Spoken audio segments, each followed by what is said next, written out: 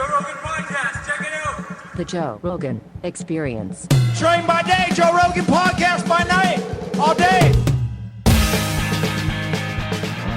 All right, Brecka. Good to see you, my friend. Wow, that was fast. Good to see you too, That's brother. How we do it. We just get right into it. He's like, You sit got down notes, and roll. dude. You're organized. You're a rare guest. I actually, you know what? I normally don't bring notes, but I was talking to Callie Means on the way over here, and you know we're really supporting Bobby Kennedy's whole Maha, movement, and trying to officially put a committee together to really give him some great talking points, and then bring some of the big influencers together to help him message, around the media.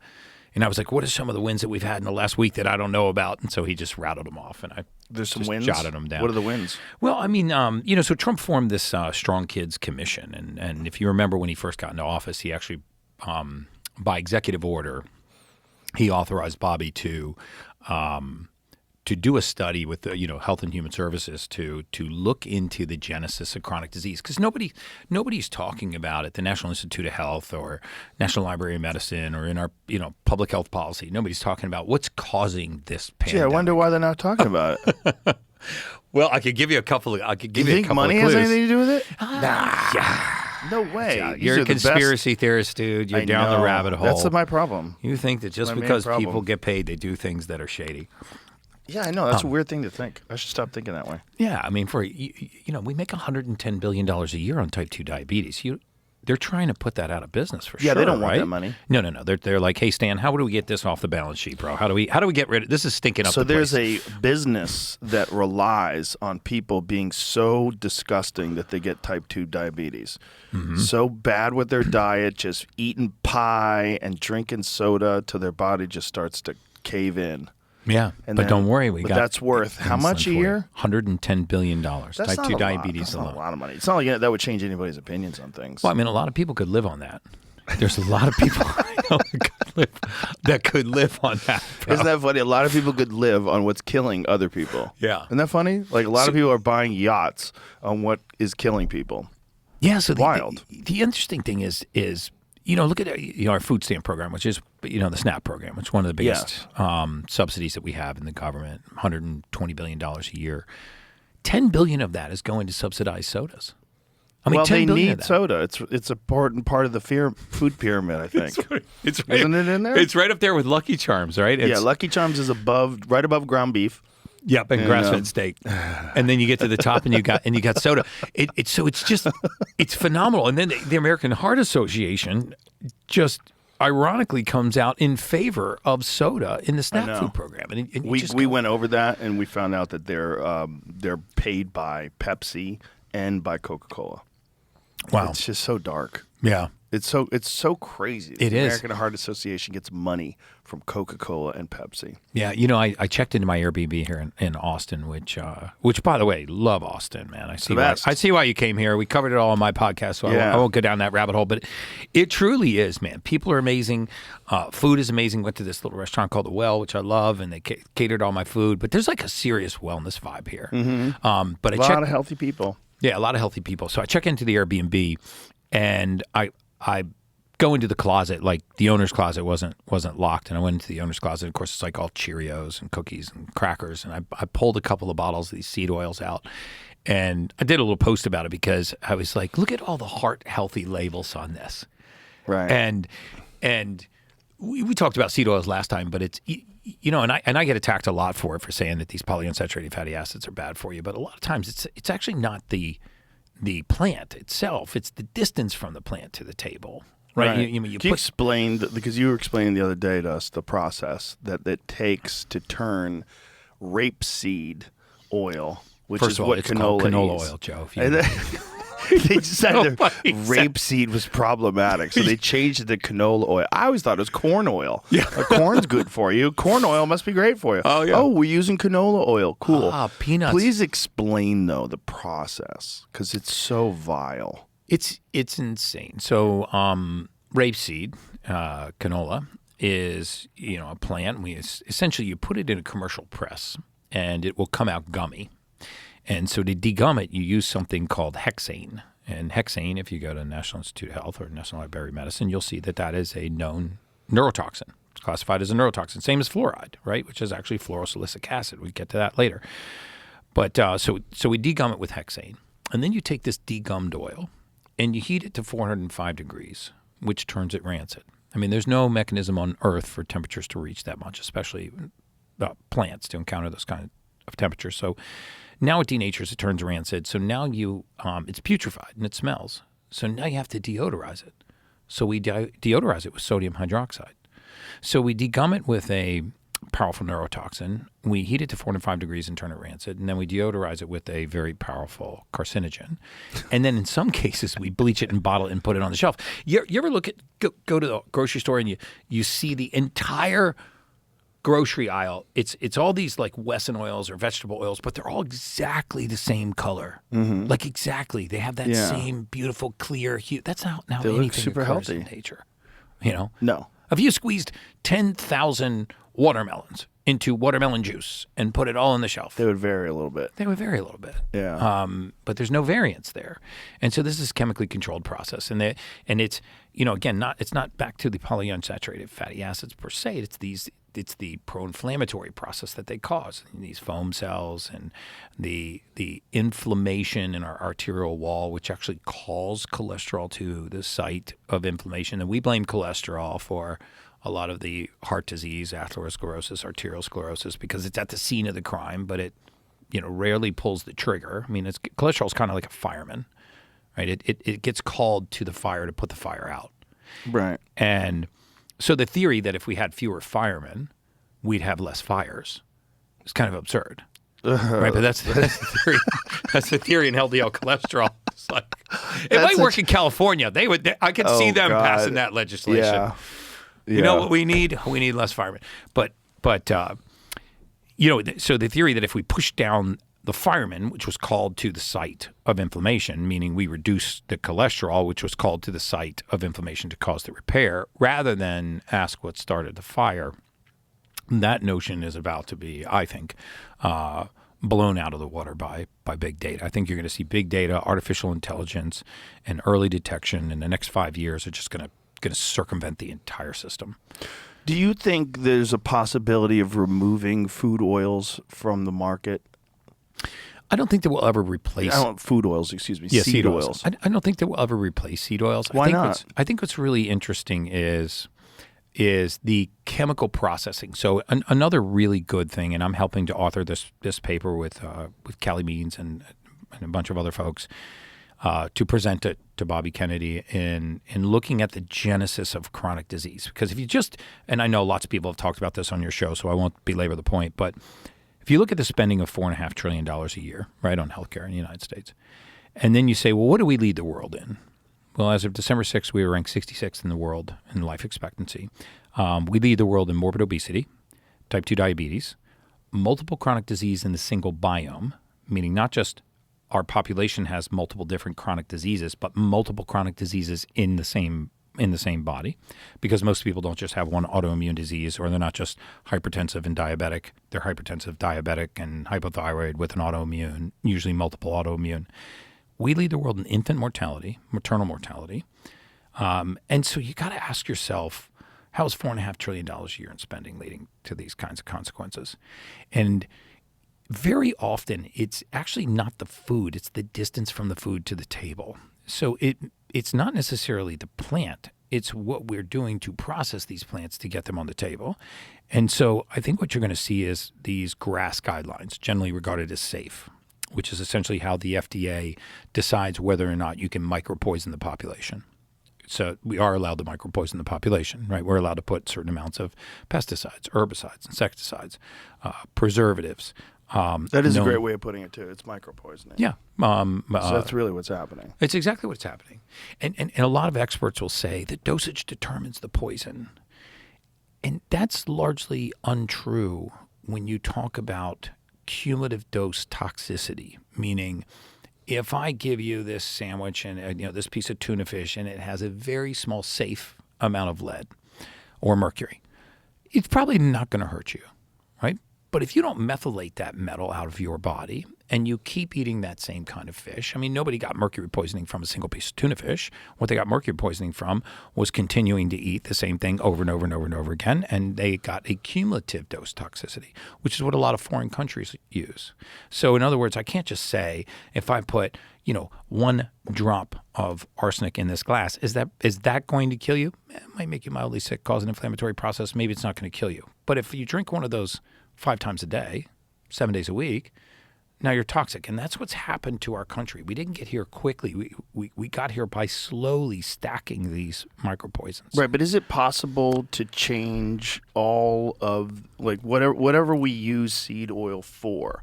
Is it possible to swap that out for olive oil or beef tallow? Or Yes. I know there's some companies doing, like Masa makes these great tortilla chips that Love are just Masa. Organic corn, Yeah, tallow. organic corn, they grass-fed taste beef tallow. like it too. Like you feel like you're eating food. Yeah. We talked about those Vandry chips too. Yeah, Vandy chips. I love those. I do too. I They're would so actually good. It's brought you just some. potatoes and beef tallow with a little salt, and Yep. and it tastes like food. Yeah. Like when I eat them, I don't feel like a piece of shit.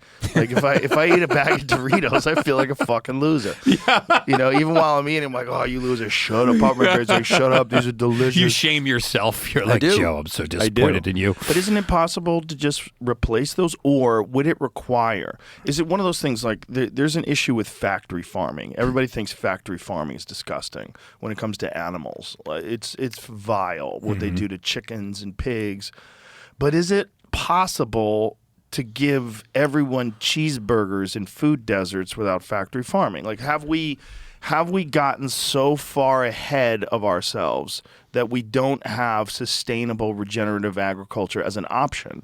I don't think so at all. So you think that all the foods, all the salad dressings and all the French fries and all the things that are cooked in food oil, we have enough beef tallow, we have enough olive oil, we have enough avocado oil that we could switch all those things out and everything would be great? There is no question that we have the capacity to produce these, and we have the capacity to produce them now. I mean, a lot of these farms don't use the bones from these cattle. They don't use the hide from these cattle. They don't boil down the collagen from these cattle, and they certainly are not making the tallow from the fat from the cattle that are being slaughtered. So there's a lot of tallow that's going to waste. A lot of tallow, a lot of bone broth, a lot of bones, a lot of cartilage. That's entirely going to waste. And if you look at a lot of countries, they will use the entire animal. They'll boil down the bones. They'll use the hide. They'll use the bone marrow. It's kind of crazy because there's a big market for bone broth.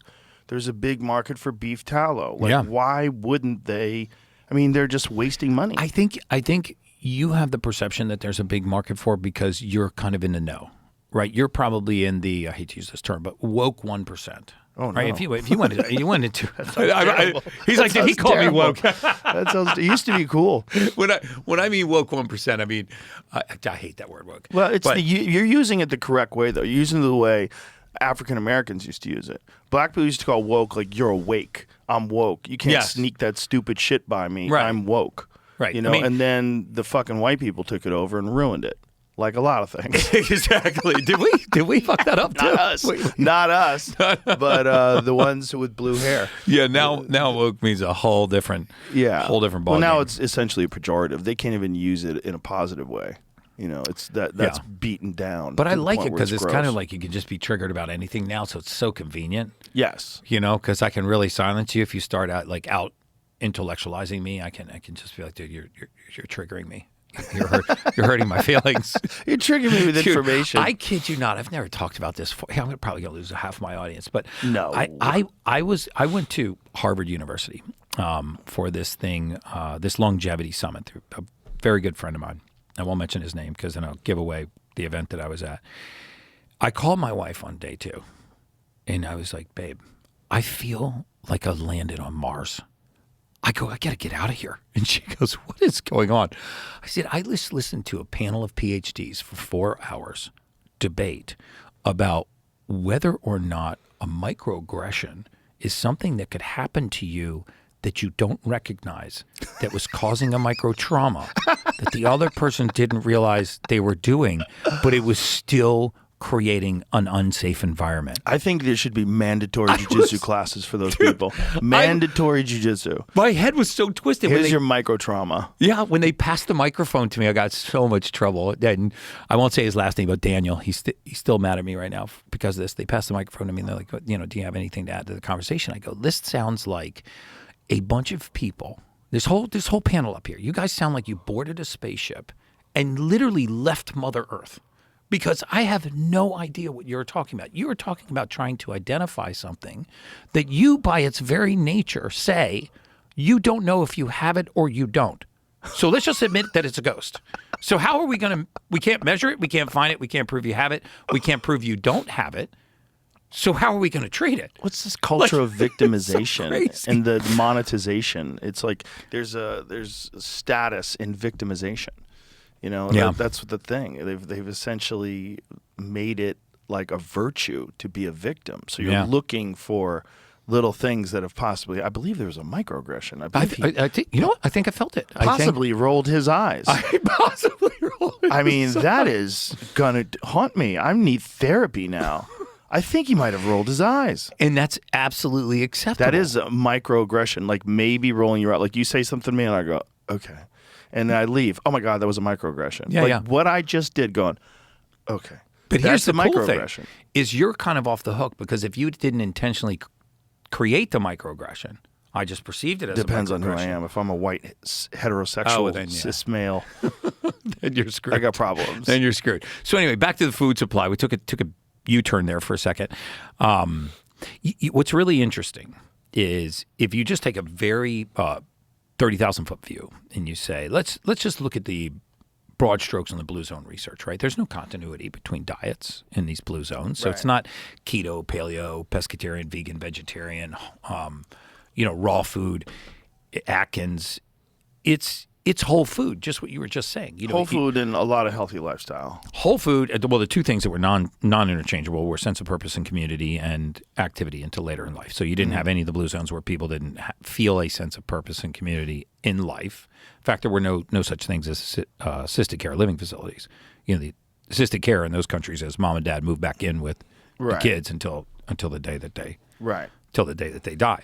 And there's a lot to be said for that because maybe grandma's only purpose is to go out and get vegetables for dinner that night, but she has a purpose. And she's a part of the community. And she's also not locked up in a community. home with a bunch of people who don't really care about her.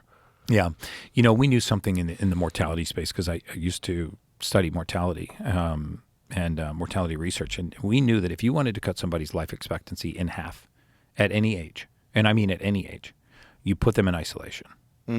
So as soon as you create isolation, you dramatically reduce, if not half, the life expectancy. Now, later in life, we would call this broken heart syndrome, caregiver syndrome, and these were actually very valid syndromes. So if we actually were doing the life expectancy on an elderly spouse who was still applying for insurance, or we were looking at what's called a second to die claim on life insurance policy, and one spouse had passed away, we would dramatically reduce the life expectancy of the second spouse. And the reason why that's important is I think that people don't realize that we are actually being isolated in plain sight, right? I mean, we are trying to create connection through our phones. We're trying to create connection through social media. And these are not human connections. In fact, if you look at the rates of depression, suicide, suicidal ideation, obesity, chronic mental illness, and I think we actually have a chronic lack of mental fitness, not necessarily a mental illness crisis in this country. And if you look at the skyrocketing rates of these conditions and how they are creeping into younger and younger and younger generations, you got 9-year-olds being treated for depression now, right? So what's happening? What's happening is isolation in plain sight. We don't problem solve anymore. We don't have communities with our friends anymore. We actually don't build social connections. We've lost our connection to Mother Nature. That's why I like going out to my place in Colorado. It's probably like you like bow hunting. It's just nature. Old school connection to Mother Nature. And how freaking good do you feel? Yeah, it's very, very good. I really wish I lived in nature. I'd really like to be living in the woods again. I'm working on it, man. Well, you said you were trying to get something outside of town, like I think that's the ranch move. Kinda. Yeah, I think nature is a vitamin. I really do. I think it's a mental health vitamin. I think there's something about being in nature. There's a feeling you get, especially when your phone doesn't work. When you get out there and you look at your phone, like 0 bars, No, yeah.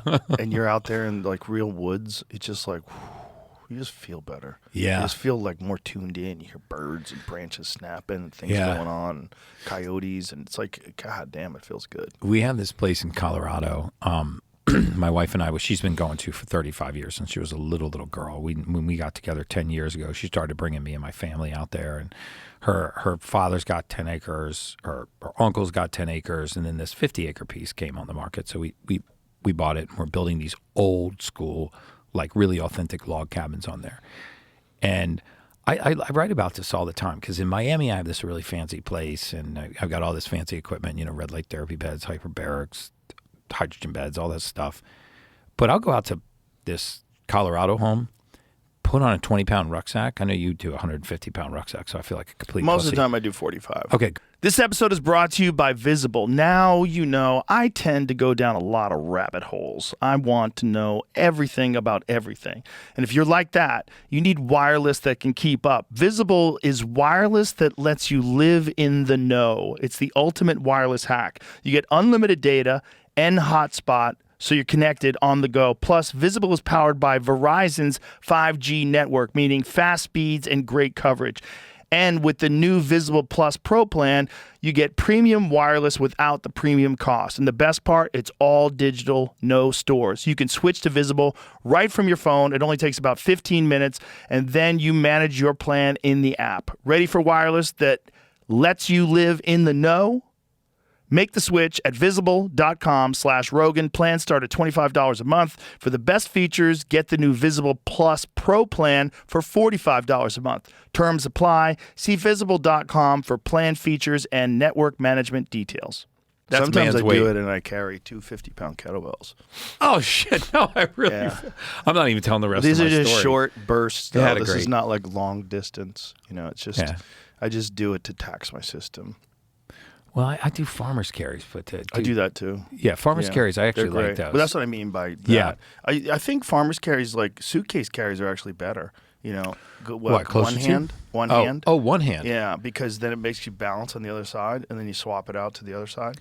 It's Oh, okay. a stabilization Yeah. thing. Yeah, I've heard from a lot stabilizing of the people spine. that it's Instead of just actually better. Actually, that makes a lot of sense to Yeah. me because you're not just load bearing the spine, which is why I don't squat. But or farmer's anything. carries are amazing too. There's nothing wrong with it. Yeah, and I do a lot of farmer's carries, but I'll put on this 20-pound rucksack, go out by myself, put a sidearm, in my vest, and go. Which is kind of funny. I took a picture of myself in the woods the other day, posted on social media, and I had sidearm. People went bananas because I had a gun. Yeah, you don't want to get eaten by a mountain lion. It does happen. Yeah. It probably won't happen. But guess what? If I have a gun, it's not going to I happen. just feel, it's never going to happen if I have a There's a gun. fucking great video of a bow hunter who is being attacked by a mountain lion. Mm. And the mountain lion is like creeping up on him slowly. He's like, hey, get back, get back, get back. And you see the thing lock on him and start closing in. It's like 15 feet away. And then bang. And then you see the thing twitching and it's got a hole in its face. He was a He bow shot hunter. it. He but he had a pistol on him. Well, that's yeah. why he had a pistol on him. Yeah, it 'Cause happens in Colorado. I mean, bear attacks. I mean, It fucking happens. Bear attacks are fairly rare in Colorado. it's only when you cross the. Apparently, if you just come upon the cubs and the mother. The that's real the issue is not the bears that are in Colorado, though. The real issue is the bears in Wyoming and Montana, the brown bears. Brown bears are what you have to worry about. Black bears, not as much. But occasionally, like a big black bear will go after people. Yeah, but anyway, I take a sidearm and I'll march should. around in there. But when I'm done, I feel like I took a limitless pill. Mm-hmm. It's just something. I totally agree with you. Something out there, and I got this little squirrel. It's so funny, man. I leave my house and start climbing up in the woods. I have this little 4-mile kind of track, and there's a squirrel. I don't know if he'll be there this year, but every year that I go out there, and he barks at me. Right, and he kind of growls. It doesn't sound like a squirrel; it sounds like a little bark. And then he chews acorns off and grabs them with both hands and throws them down on me. And it's so funny. And he'll follow me from limb to limb. I shit you not. And I look forward to seeing him every day. Like I feel like he's pissed off. Maybe it's a sign of love. I don't know. It's definitely pissed off. He doesn't love you. Yeah. Yeah, somebody probably hunted one of his family. He'll take a sidearm. People do hunt squirrels. They eat them. But in any case, man, I feel amazing. So, but you're right. That, at some point we have the capacity to replace these these oils, we actually have a way to get, back away from industrial farming and get back to local farming. I have a very good friend named Alfie Oakes, and he owns one of the more profitable grocery stores in America. It's in Naples, Florida, called Seed to Table. And he took me out by helicopter one time, and we hopped around to a bunch of his organic fields. He's got thousands of acres in the middle of the state of Florida. And he showed me how he's not only able to grow produce for less money than he would organically, for less money than he would grow it if he had to use herbicides and pesticides and chemicals. He's able to pick it at 9 o'clock in the morning and have it on the grocery store shelf by 2 o'clock in the afternoon. And I watched the whole process go down. Thousands and thousands of these acres. And, white flies are the pest flies they're trying to avoid. Instead of spraying for these white flies, what they do is they just use this reflective cellophane. They run it down the rows of crops, and it creates this reflection, and it scatters them to the woods. And so now the white flies are not eating the crops. There's no herbicide. There's no pesticide sprayed on these. There's no preservatives. His team picks this stuff by 9 o'clock in the morning. It goes into a processing center, and by processing, I mean it gets washed. That's it. And then it's on a truck and it's on the shelf by 2 o'clock in the afternoon. So you can grab a strawberry in this grocery store and eat it. And it was growing at 9 a.m. that morning. And there are mechanisms for us to do that. Yes, I get some stuff needs to be shipped and stored. But most regenerative farming practices are not only green and good for the environment, they're economically feasible. They actually make economic sense. And, when he talks about the fact that we've been spraying some of these fields for so many decades or so many years with these herbicides and insecticides, that there is not a pest for, in some cases, hundreds of miles, but we are still spraying for those pests. He's like, you got to start to question what the motivation is. Yeah, probably financial. And probably financial. Yeah. And, it's we're talking about, you said something earlier interesting, that you think it's not, what was the term that you used? It's not a mental health problem. It's a lack of mental strength. Mental fitness. Mm-hmm. Yeah. Yeah, I mean, if you think about it. You got any of those hydrogens? Yeah. You want a hydrogen baby? tablet? Come on. These are H2 Hook it tabs. up. I love these. I'm addicted. I love these too, yeah. Explain to people what these are instead of... Hydrogen gas, I mean, this is probably my favorite biohack in the world because it'll cost you about $1 a day. These are called H2 tab. You can get them at drinkhh2tab.com. You can actually read the science on it. I think there's two people in the world now. I mean, those that have read the science and take hydrogen gas, drink hydrogen water, and those that don't, or just haven't read the science. Because hydrogen gas, first of all, it's the lightest element in the universe. It's also the most prevalent element in the universe. 10% of your body weight is hydrogen. I think, in fact, if you took hydrogen, oxygen, carbon, and nitrogen, that's 96% of your mass. Okay, those four elements. So hydrogen's about 10% of your body weight. And hydrogen is not just an antioxidant. It's a selective antioxidant.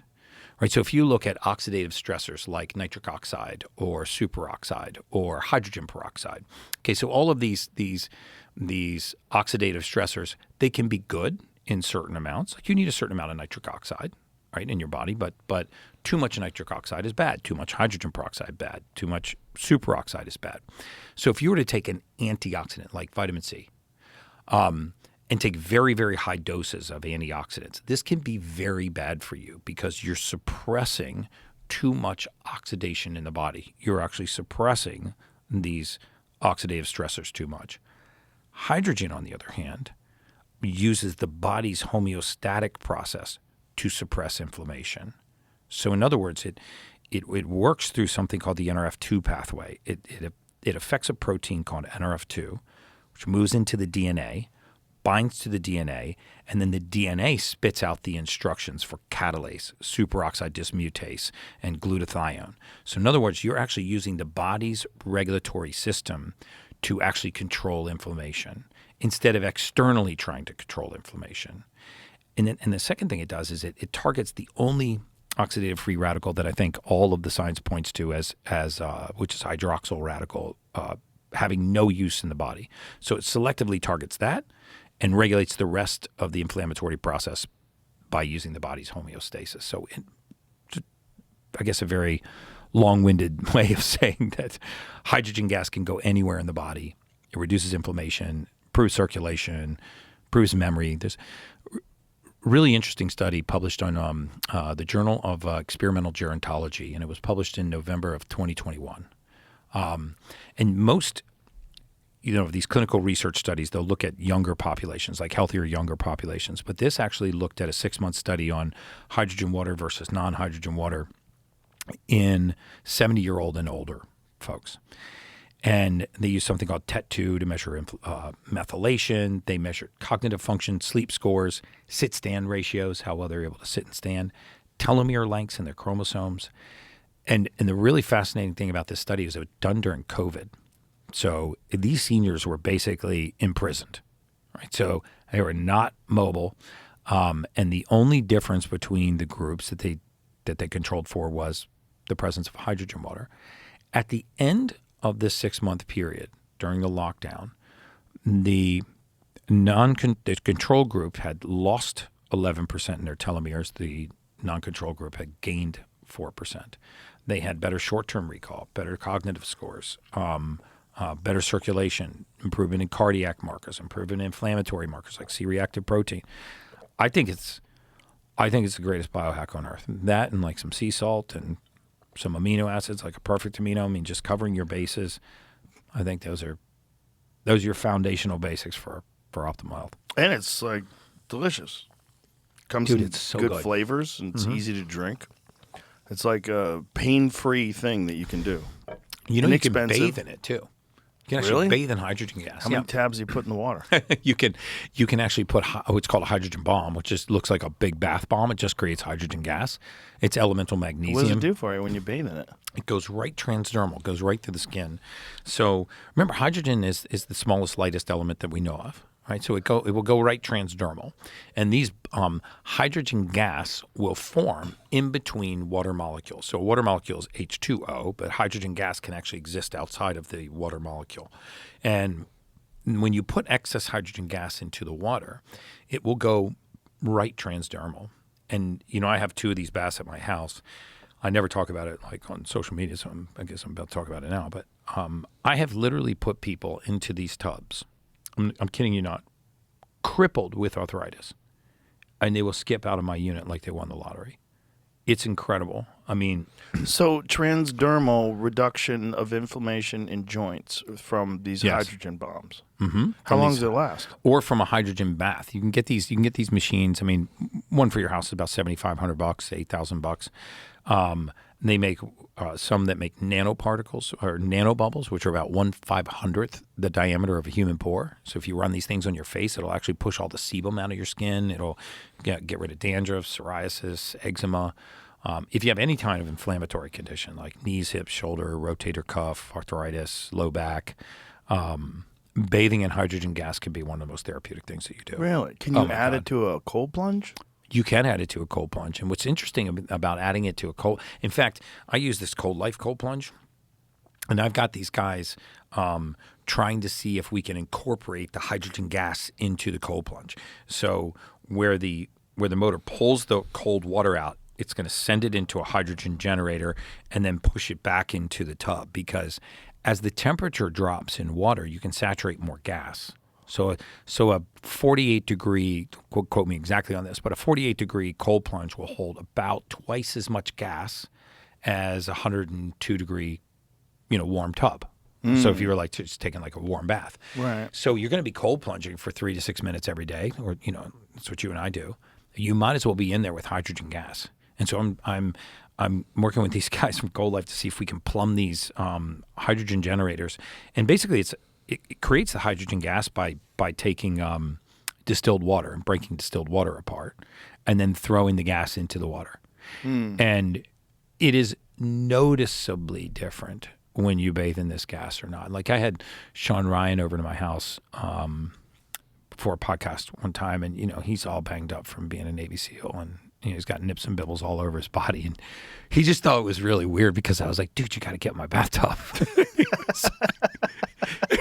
This episode is brought to you by meundies. Some things are complicated, the human mind, relationships, life. But what's not complicated is looking and feeling good with MeUndies underwear. If you're a longtime listener, you probably heard me talk about MeUndies before. I swear by them. I wear their stuff all the time, and I can't recommend them enough. Seriously, their underwear feels good while giving me the support that I need. And I can't mention MeUndies without talking about their contoured pouch and ball caddy. Confidence is key, and you're guaranteed to feel that with a pair of these. They're comfortable, supportive, and make you look good. Or go with another one of their briefs. There's plenty to choose from. I promise you can't go wrong. I like everything I've gotten from them so far. Plus, MeUndies has even more options when it comes to sizes, colors, and prints. You're bound to find something you like. Go classic with a pair of black or blue underwear, or mix it up with a fun print. If you're a coffee fan like me, they've got a hilarious fuck-offy print. Now, as much as I've been talking about their underwear, MeUndies also has some great loungewear. It's made with the same soft material so you can be comfortable head to toe, which, I don't know about you guys, but if I'm kicking back at home, I want to be wearing something I can relax in. They're also great for a workout. Try them out yourself. If you're not totally satisfied with your first pair of underwear, it's on MeUndies. Good things come in big packages at MeUndies. Get 20% off your first order, plus free shipping on orders of $75 or more at MeUndies.com/Rogan. Enter the promo code Rogan. That's MeUndies.com/Rogan. Code Rogan for 20% off. MeUndies, comfort from the outside in. He's talked about it before. Sean, big shout out, brother. But he's like, dude, I just met you, man. And I was like, I go, no, it's okay. I'm not going to get in there with you. All right. I'll sit on the chair outside the tub. He's like, that freaks me out a little bit. I'm going to be honest with you. I said, dude, I gave him a pair of shorts. So, because I was like, does anything on your body hurt? Did your knees, your hips, your shoulders, does anything hurt? And he's like, dude, fucking everything in my body hurts. So I was like, get in there, man. And I put him in there for 25 minutes. He said it was like the first time he had slept 8 hours and woken up without pain in probably 15 years. Wow. Yeah. John Jones, same thing. John Jones has been very public about working with me. I've been talking to him a little while, but right before his last fight, I brought him one of these hydrogen machines to bathe in, and we just set up the tub at his house. And we ran hydrogen gas into the tub. So we would do red light therapy. He would drink hydrogen water, and he would bathe in this hydrogen gas. And it was about 15 or 20 days after I kind of parachuted into his camp and set all this up that he texted me. He was like, "Holy shit, brother! I can't believe I'm out of pain. I'm adding a 6th day to my training routine. Wow. I'm waking up not in pain. I'm sleeping better." So it's really incredible what hydrogen gas can do in the body, and don't take my word for it. I mean, there actually is a really interesting study published by Dr. Tyler LeBaron. He's a PhD, and I think his PhD is in molecular hydrogen. So I should tease him about where his life went wrong that he got a PhD in hydrogen. But like, where did you bang a left that you decided I'm going to get a PhD in hydrogen? But he published a study looking at electrolyzed alkaline water. And when they removed the hydrogen gas, all of the benefits of alkaline water went away. So the benefits from alkaline water are coming from the excess presence of hydrogen gas. And even when you add hydrogen gas to regular water, it will drop the ORP. It will make the oxidative reduction potential negative, so it has more of a capacity to donate electrons. So I just think it's a phenomenal discovery, and it's dirt cheap. When you were telling me that these bottles, water bottles that generate hydrogen, they're great in the beginning, but that over time they deteriorate.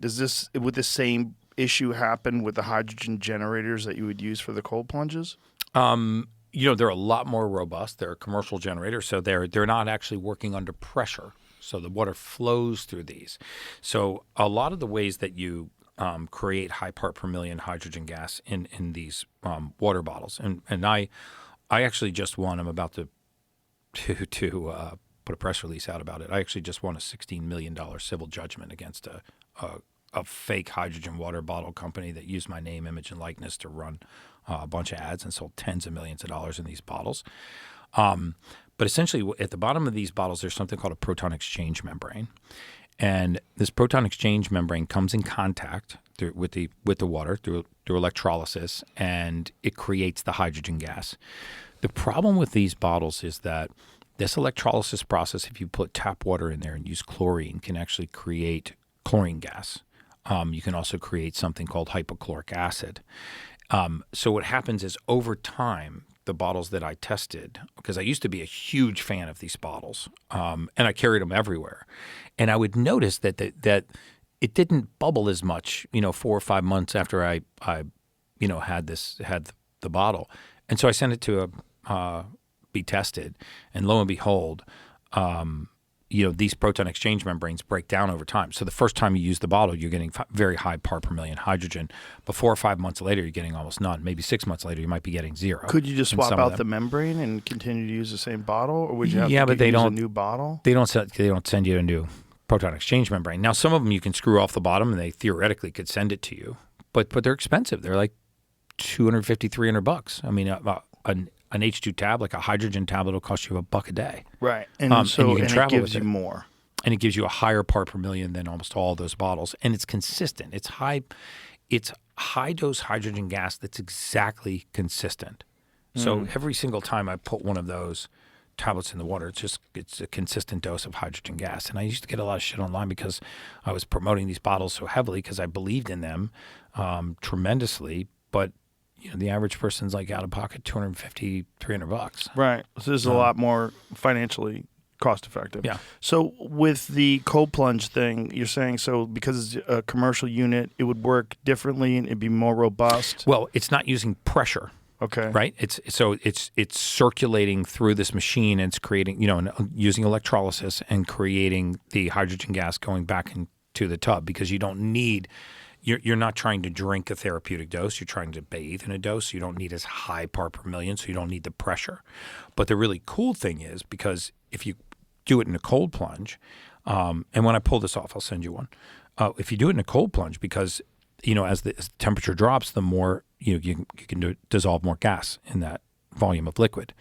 So ideally, you would have the hydrogen generator outside of your cold plunge. Let your cold plunge run and fill with hydrogen gas, and then you're getting in there for the anti-inflammatory response anyway, a lot of times, plus the brown fat activation and cold shock protein release and all peripheral vasoconstriction, all of that.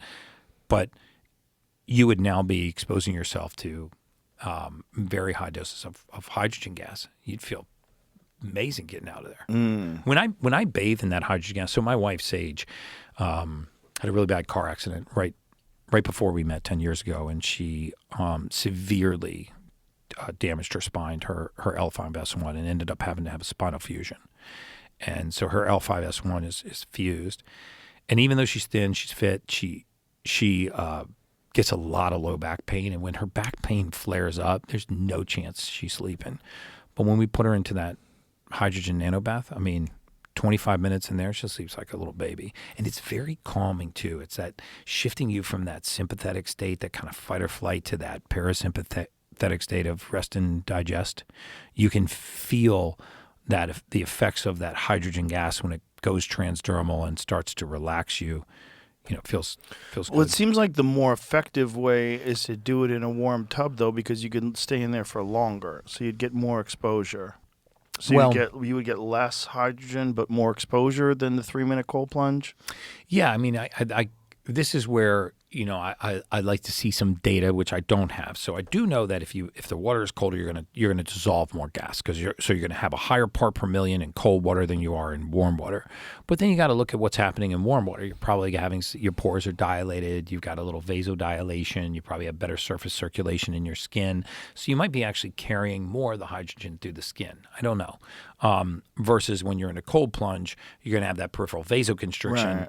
You're still going to get hydrogen through the skin because it's a higher dose. But I don't have any clinical data to say that one is better than the other. Have you done the cold plunge hydrogen? Oh yeah, 100%. You did it with a bath bomb? I did it. I didn't do it with a bath bomb. I did it with the one in my house that actually I have 3 of these machines. I did it with the one in my house that recirculates it. You throw a hose over one side, and it sucks the water out of your cold plunge, and then you throw a hose over the other side, and it puts the hydrogen gas back in. Well, how long does the process take to hydrogenate? I let it run for like 15 or 20 minutes because I wanted it to be really saturated, and the water looks kind of milky. In fact, I did it. I had Laura Trump over for. We shot this Fox News event on her, or for her show, for her Laura Trump show, and I did it for us to do this cold plunge shoot. I added the hydrogen gas to the cold plunges before we got in there. Felt amazing getting out of there. Now I'm trying to actually plummet right into the cold plunge, so it's just in line. So it just runs either all the time, or I can turn a valve and turn the hydrogen gas on and have the gas go into the cold plunge. So that's the next thing. But right now, for people, you can just go get these hydrogen bath bombs. You can get these hydrogen bath bombs. And where would you get one of those? Drink H2 tab. Oh, so you have drinkh2tab.com. Okay. All right. Yeah, if you go there, you can get the bath bomb. I mean, try it. I mean, just throw one of those bath bombs in there and feel how much different your body feels when you're bathing in hydrogen gas.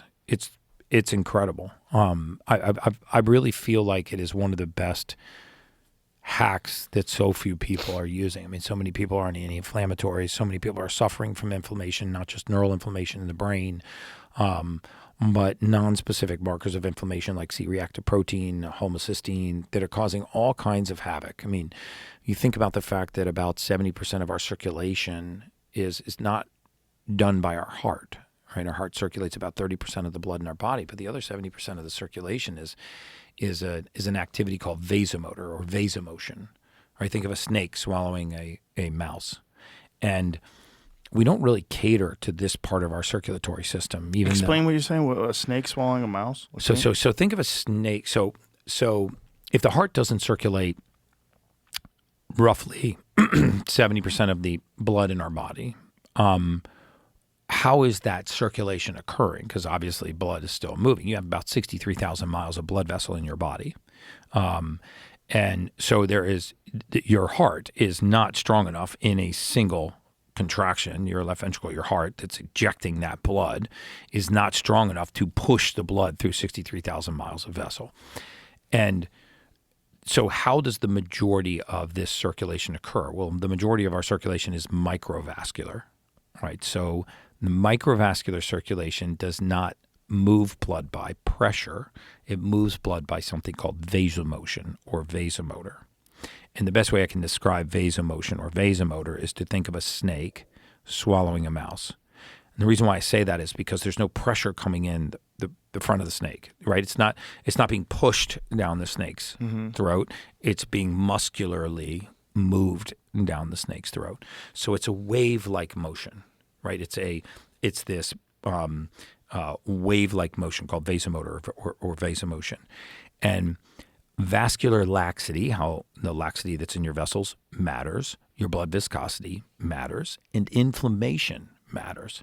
This is why when you look at the percentage of high blood pressure diagnoses, for example, if you were to just Google what percentage of hypertension, primary hypertension, essential hypertension, or high blood pressure is idiopathic, right, of unknown origin, you'd see that 85% of all high blood pressure, hypertensive diagnosis, are idiopathic. We don't know the origin.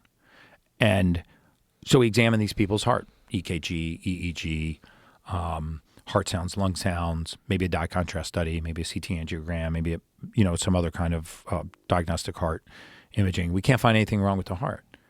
And we medicate the heart anyway, generally for a crime it's not committing, when there's an 85% chance it's actually something other than the heart. And we never look to the microvascular circulation. We never look to the 70% of our circulation that's actually not done by our heart. What are we doing to cater to that 70% of our circulation? Well, things like resveratrol, hydrogen gas, lowering our homocysteine, which is, for most people, is very simple to do. I use an amino acid called trimethylglycine to help people metabolize homocysteine because there's microvasculature is very susceptible to high levels of homocysteine. And there's so many people that have ailments that are consequences of poor circulation, and we're treating something completely different. So, for example, poor focus and concentration, lots of autoimmune conditions. If you look at the circulation in the brain, liver, lungs, pancreas, kidneys, you'll see that the majority of this circulation is microvascular. You know, I've talked about why you and I both had a positive experience, for example, with red light. What is red light doing to our eyes? Is it fixing the rods, the macula, the cones, the retina? Was there something damaged that red light fixed? No, it just restored healthy vasomotor activity to the back of your eye, which is why I never wear protection in a red light bed. Now, am I saying a red light bed is going to cure your eyesight? No. I get so beat up for that. But red light therapy is extraordinarily good for vasomotor circulation. Why do you think it improves your skin? The collagen, the elastin, the fibrin. Why do you think it reduces fine lines and wrinkles? Why does it improve?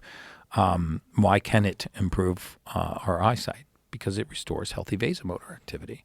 And there's so much microvasculature in our body that we don't really cater to this entire segment of our circulatory system. Think about how small a capillary, an artery, has to be to carry a fluid to the edge of the lung, exchange a gas with the inside of the lung, pull that gas into the fluid, and not bleed into the lung. So just think about how tiny that tube has to be and how many of those you have to have. Because don't forget, right outside of your lungs, you got fluid. Those alveoli are grabbing gas and throwing that into a fluid.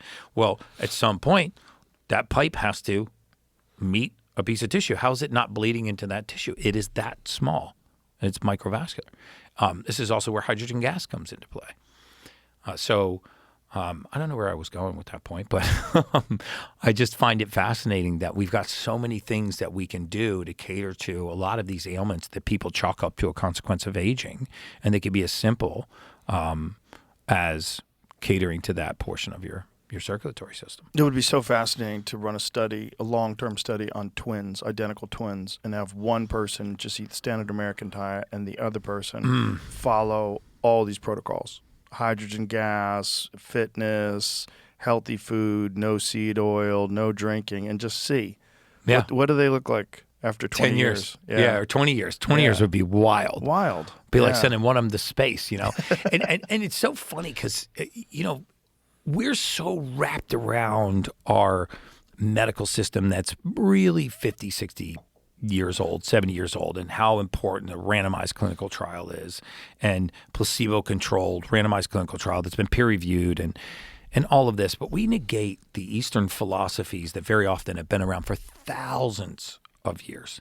And I almost lend more validity to something that's actually stood the test of time. Like something that doesn't work is not going to last 1,000 years. You know, by virtue of the fact that it doesn't work. When we were in the mortality space, we never used randomized clinical trials. We used big data. And I think what you're about to see now that I was alluding to before is we've built an entire system on, you know, the most rigorous scientific study being the randomized placebo-controlled randomized clinical trial. And so that is the gold standard. And if it hasn't been through this process, it is not valid. Well, we've never done randomized clinical trials on parachutes. But I wouldn't jump out of an airplane without one. Who wants to be in that? Who wants to be in the control group? Okay, Stan. Yeah. You line up here. You're getting a knapsack and a prayer book, and we're getting a parachute. That's a very good point. It's a very good point. There's some things you really can't run randomized controlled studies on. Yeah, I mean, sometimes we just have data, right? We have really good data. And one of the things I used to get just absolutely slaughtered for was I spoke out about the simple LDL hypothesis of cholesterol, saying that there is no correlation between elevated levels of LDL cholesterol on its own and cardiovascular disease. You had to have corresponding increases in triglyceride. You had to have inflammatory factors. You usually had to have other metabolic factors like hypertriglyceridemia, hyperinsulinemia, and yet everybody, you know, would really come after me for that. And now we're starting to see that the data on statins is really falling apart. You know, I mean, big data is starting to tell us that the extension of life is near zero. but the extension of all-cause mortality is near zero. And then the complications downstream, which we never study. I mean, you'll never find a randomized clinical trial looking at more than one pharmaceutical compound in the same biome. Yet almost everybody at the age of 60 is on 5 or more prescriptions. But we don't study prescriptions in concert with one another. We study them independently. We say, okay, if you have high cholesterol, you're on a statin. Okay, that's independent. If you have, your hemoglobin A1C is over 6.4, you're now insulin dependent. Okay, so now you're on insulin. And you've been a little sad lately, so now you're on an SSRI. And your thyroid is hypofunction, so now you're also on a Synthroid or levothyroxine or Armour-thyroid. And your blood's gotten a little thick because you're on hormone therapy, so now you are on a blood thinner. We've never studied the compounding effect of all of these different pharmaceuticals in the same biome. We just assume that the randomized clinical trial in these independent silos is valid, even though we're going to smack all of these things together. And one of the things that we learned in the mortality space was the more pharmaceuticals you were on, the easier it was for us to predict your life expectancy. It was extraordinarily accurate. For example, if somebody started a corticosteroid, which is very common for rheumatoid arthritis and other forms of joint pain and whatnot. If you started a corticosteroid, you had, by our data, 6 years and 1 day until you were getting a joint replacement. Jesus. 6 years and 1 day. That's the average? That was the average. So let's say, for example, So why is that? Because initially corticosteroids are anti-inflammatory, but then they eat the joint like a termite. Oh, God. And we knew this in professional sports. And a lot of careers were ended early from cortisone injections. A lot of athletes had their careers actually end early because they got too many cortisone injections. How many is too many? It sort of depends on the joint and the location. But One I of would them say can be beneficial? One of them can be very beneficial. In the acute phase of pain or injury, they can be very beneficial. But what they used to do is, because these were repetitive use injuries, and very often they would just dose the athlete up before a game. So, Joe Montana, he's one of those careers that ended early, very likely because of cortisone injections. And you keep injecting the same ligamentous tissue with cortisone, eventually you will weaken that tissue and it will snap. First it has an anti-inflammatory reaction, but then it starts to break down the cartilage like a termite. In fact, it was so accurate that very often what would happen is people would get misdiagnosed with conditions like rheumatoid because they had the same symptomology as rheumatoid, but what they actually had was a long-term clinical deficiency in vitamin D3. And you would see that they would have single-digit vitamin D3 for decades, and then all of a sudden they would start to present with symptoms that mimicked rheumatoid. They would say, hey, doc, my soles of my feet and ankles are sore when I get out of bed in the morning to go take my first pee.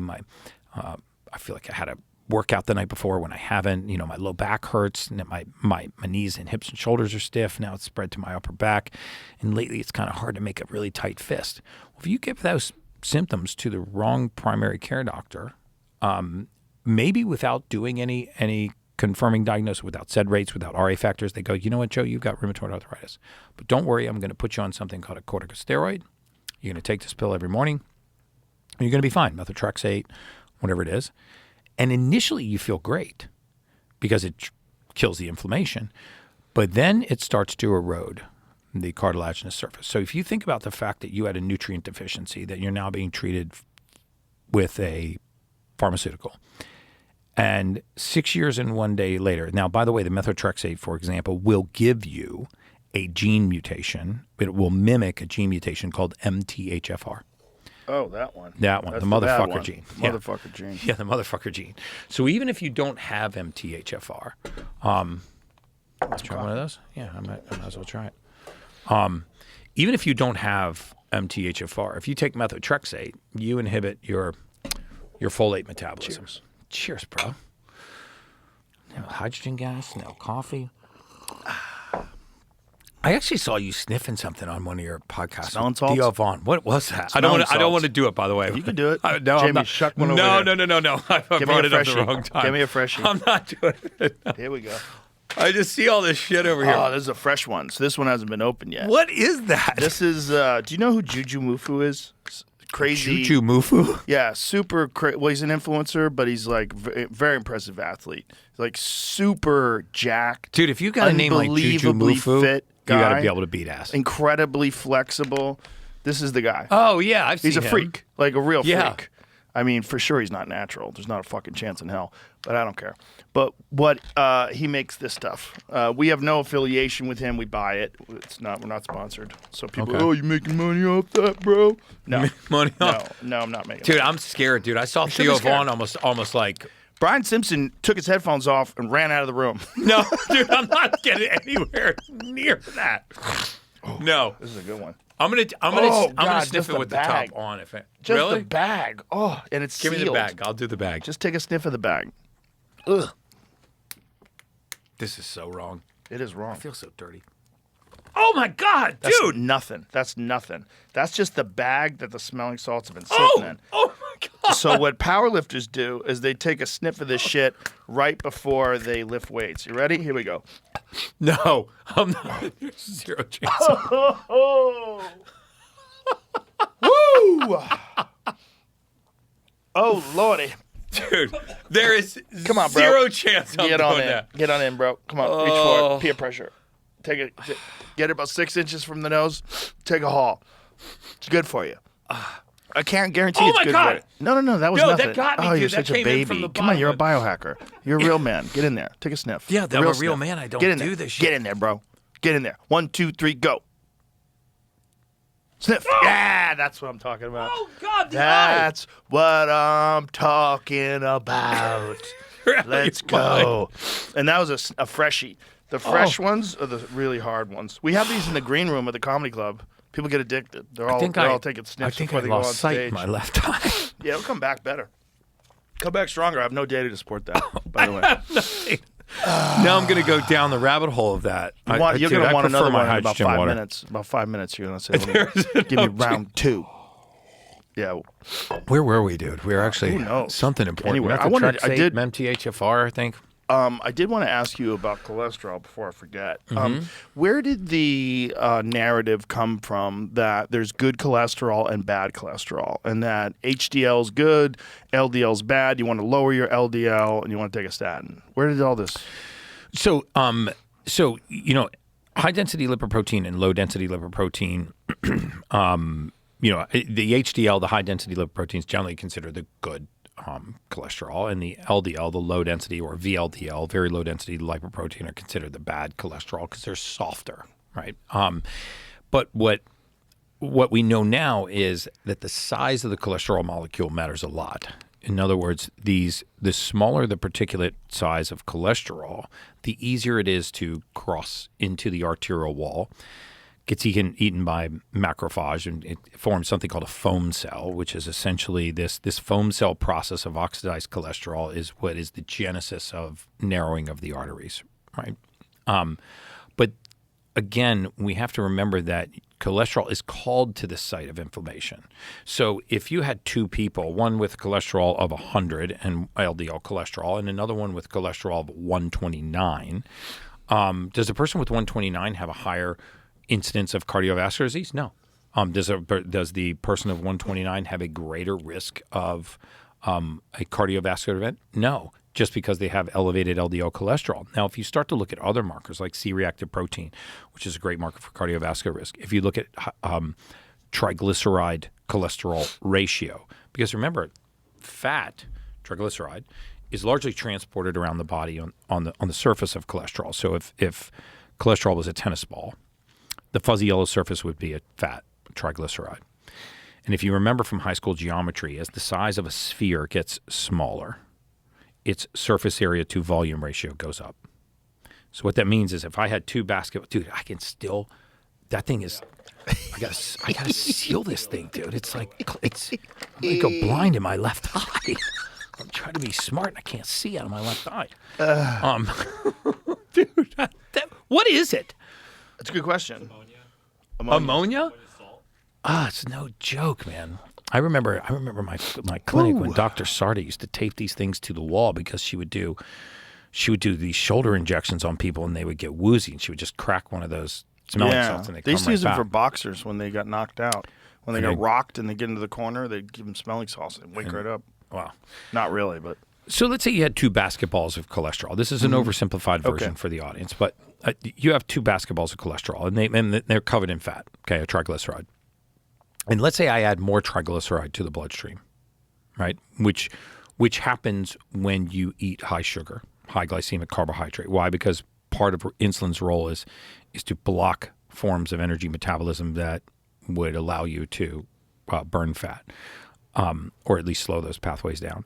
So essentially you have two basketballs of cholesterol. And now I want to add more fat to the table.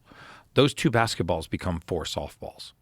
If I add more triglyceride to the table, they become 8 baseballs. If I add more triglyceride, they become 16 golf balls. And if I continue to raise triglyceride, they'll become 32 little BBs. So the point is, the amount of cholesterol stayed stable. The amount of triglyceride went up. As the amount of triglyceride went up, the size of the cholesterol molecule got smaller. So the 2 basketballs and the 32 BBs are the same volume of cholesterol, same nanogram per deciliter of cholesterol, just vastly different sizes. Those 32 BBs, very dangerous. Those 2 basketballs, very little danger. One is actually a marker for longevity. One is a marker for cardiovascular disease, and it is the same amount of cholesterol, just different sizes.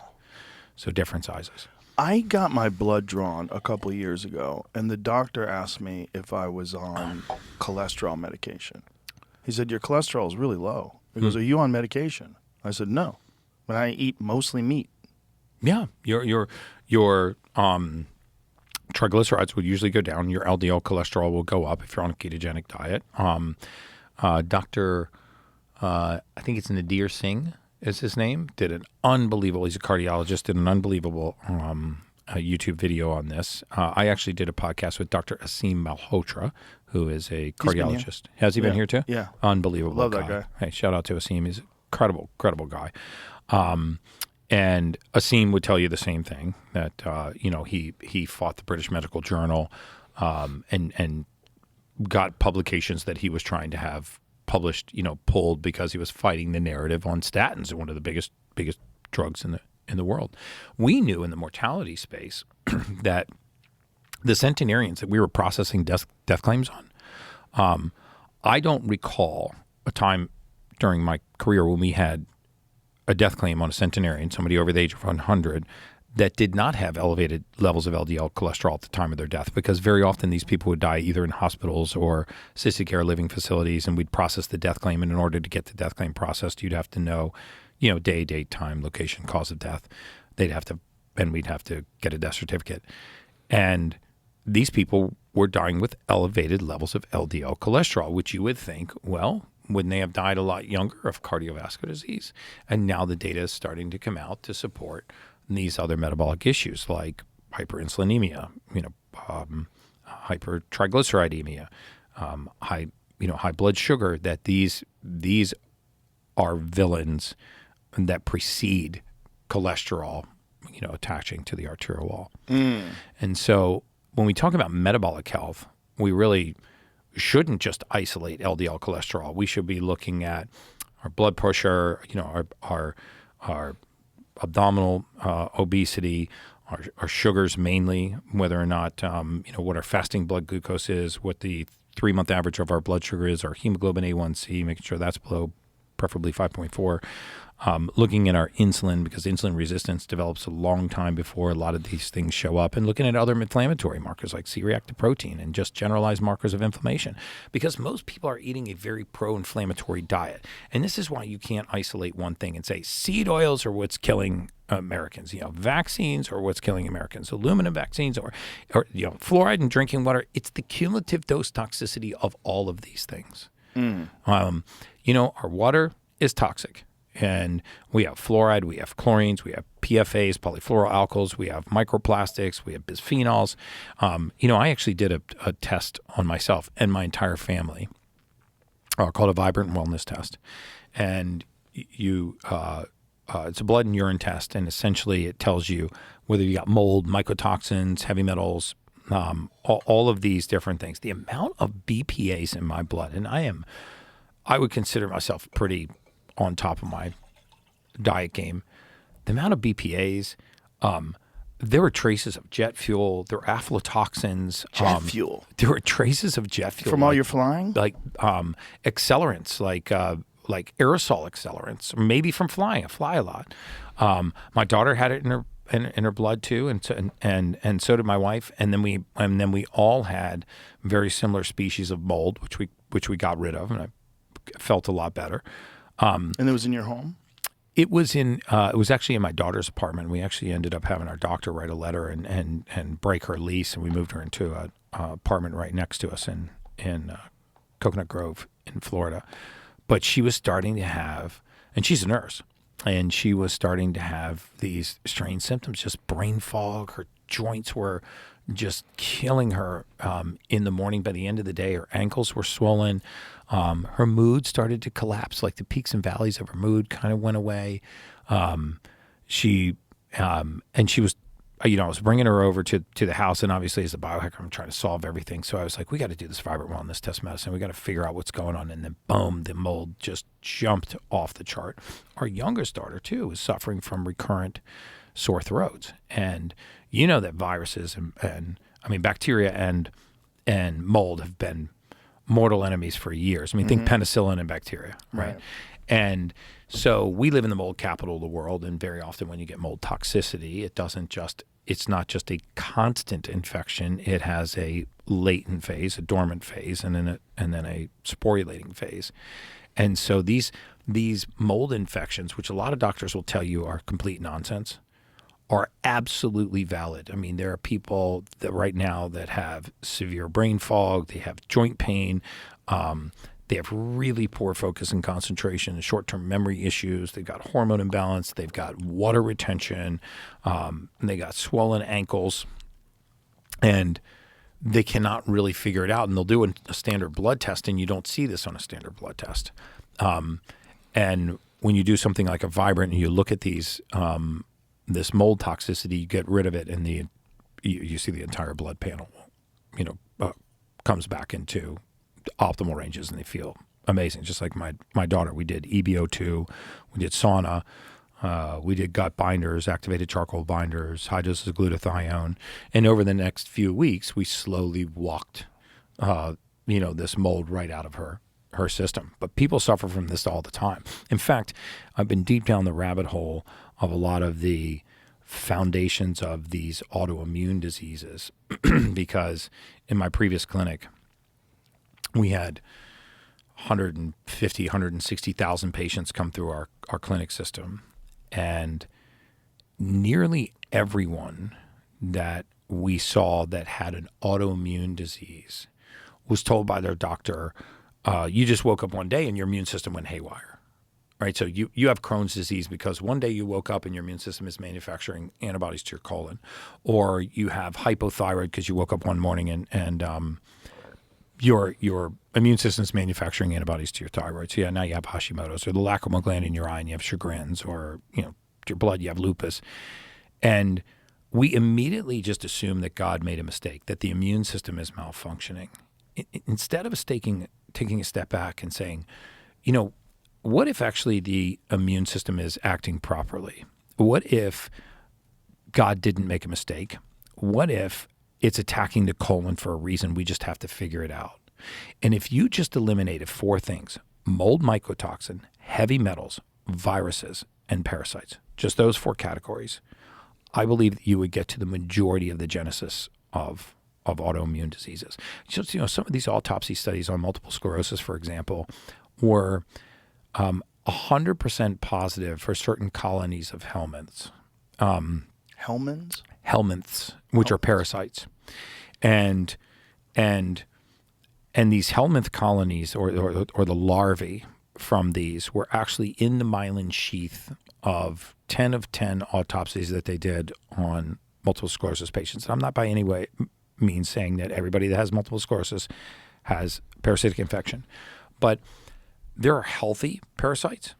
There's categories of helminths that are very, very healthy. And some of the underdeveloped countries in the world where actually they have these healthy parasites, which we've wiped out for the large part here, they don't get multiple sclerosis, or they have very, very low incidence of multiple sclerosis. And one of the theories is that because we have disrupted the balance of not only bacteria but parasites in our gut, specifically TSO parasites, which are healthy parasites, that the pathogenic parasites proliferate and they burrow, their larvae burrow into the myelin sheath, and they're part of the genesis of multiple sclerosis. My whole point in saying that is if you take any pathogen, let's just take this one right here. I don't know what this is. It looks like a Donald Trump coin. So I don't know if the audience could see this, but let's say this was a mold spore or mycotoxin, or this was a heavy metal, or even a virus, and this was a healthy cell. You see that they don't hide like this, right? Metals, mycotoxins, mold, viruses, even in some cases parasites, they don't hide outside of the cell like this. They hide like this. And Inside the cell. Inside the cell. I mean, but when a virus, when the nucleocapsid protein of a virus attaches to a cell and injects its DNA, that's the way that it takes over that cell. It's kind of like being bitten by the zombie, right? I mean, a virus is not a living thing. It's an envelope that's wrapped around DNA. But when that envelope attaches to the cell wall and it squirts the DNA inside, now the virus has taken over the host cell, right? So it's inside the cell. But the point is that the immune system is not after this. It's not after the cell. It's after this. So how does it get to this? It has to kick down this wall. It has to break through this cell wall. And very often, in order to do that, it needs to manufacture an antibody to this cell. If you look, for example, at Hashimoto's, which a lot of people have, these people have Hashimoto's, and they're told, okay, well, you woke up one day and your immune system decided to attack the thyroid. You're manufacturing antibodies to your thyroid. And so, why is it attacking my thyroid? Well, we don't know. Let's look at your family history. Oh, your mom's sister had it, and your dad's brother had it. Oh, you have familial Hashimoto's.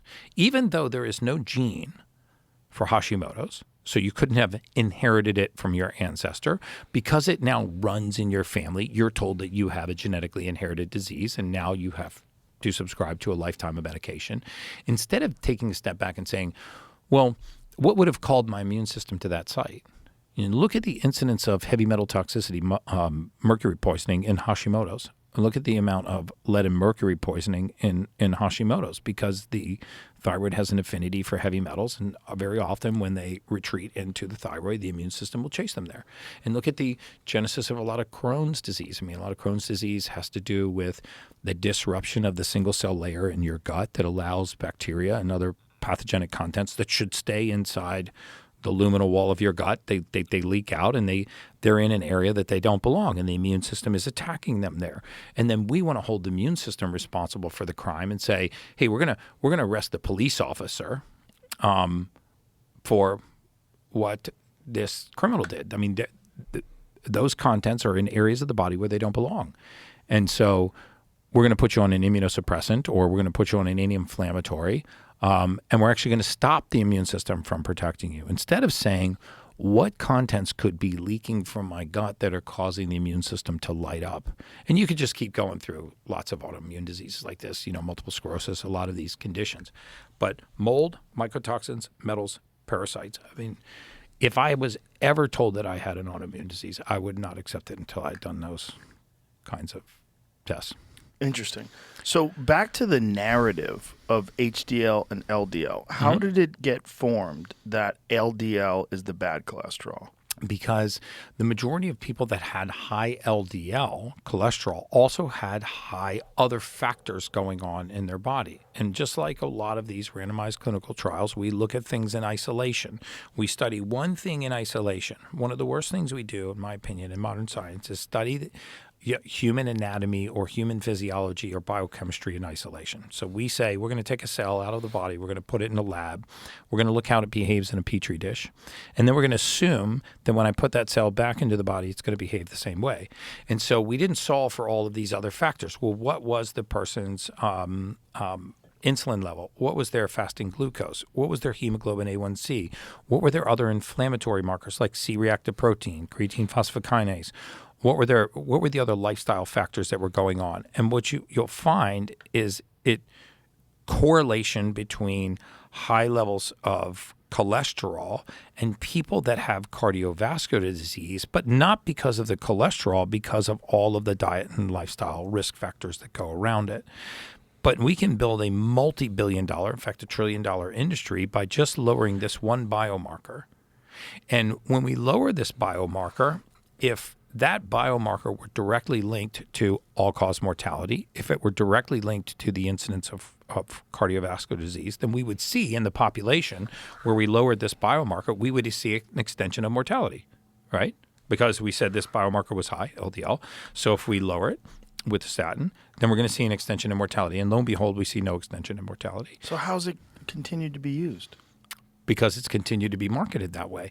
You have to understand that there's a box that is called the standard of care. And I don't subscribe to the fact that physicians are trying to harm you. In fact, I have the deepest respect for people that are licensed to practice medicine because I'm not one of them. And you know, they go through a schooling to learn to practice within something called the standard of care. If you're outside of the standard of care, your malpractice is at risk. Your reimbursement is at risk. Your career is at risk. So you may very well be doing something that is in your scope of practice, but it is outside the standard of care. So most physicians will migrate back into the standard of care. So even if you go around to a bunch of allopathic doctors and get multiple opinions, they'll all be within this box. When you jump outside of that box, you've got to be talking to somebody who's willing to say, okay, you probably have to pay me cash. You probably have... you put my malpractice at risk. I don't have malpractice coverage for this type of treatment, not because they're breaking the law, but because they're not within the standard of care. It's just like when physicians started to prescribe ivermectin and hydroxychloroquine for COVID when it wasn't the standard of care, even though there were millions and millions and millions of scripts written for these pharmaceuticals that were proven to be extraordinarily safe. I mean, our doctor used to have to write it for joint pain during COVID. So she wouldn't potentially risk her license. So what happens is you develop a herd mentality because the system for reimbursement, how they get paid, the system for coverage, how they get malpractice coverage, and the system for their career is all dependent on things being inside of a certain box. And the standard of care for someone with elevated LDL cholesterol is to put them on a statin. If you don't do that, you could be risking your license. And why is that the standard of care? Because pharma dictates that that's the standard of care. They also dictate the reimbursement rates. And so if you look at the study that was done in 2016 by Harvard, which determined that medical error was the third leading cause of death.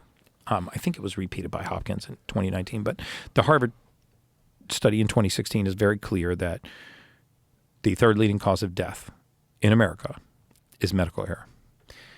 And when you look into the study for why, were doctors just killing people? No.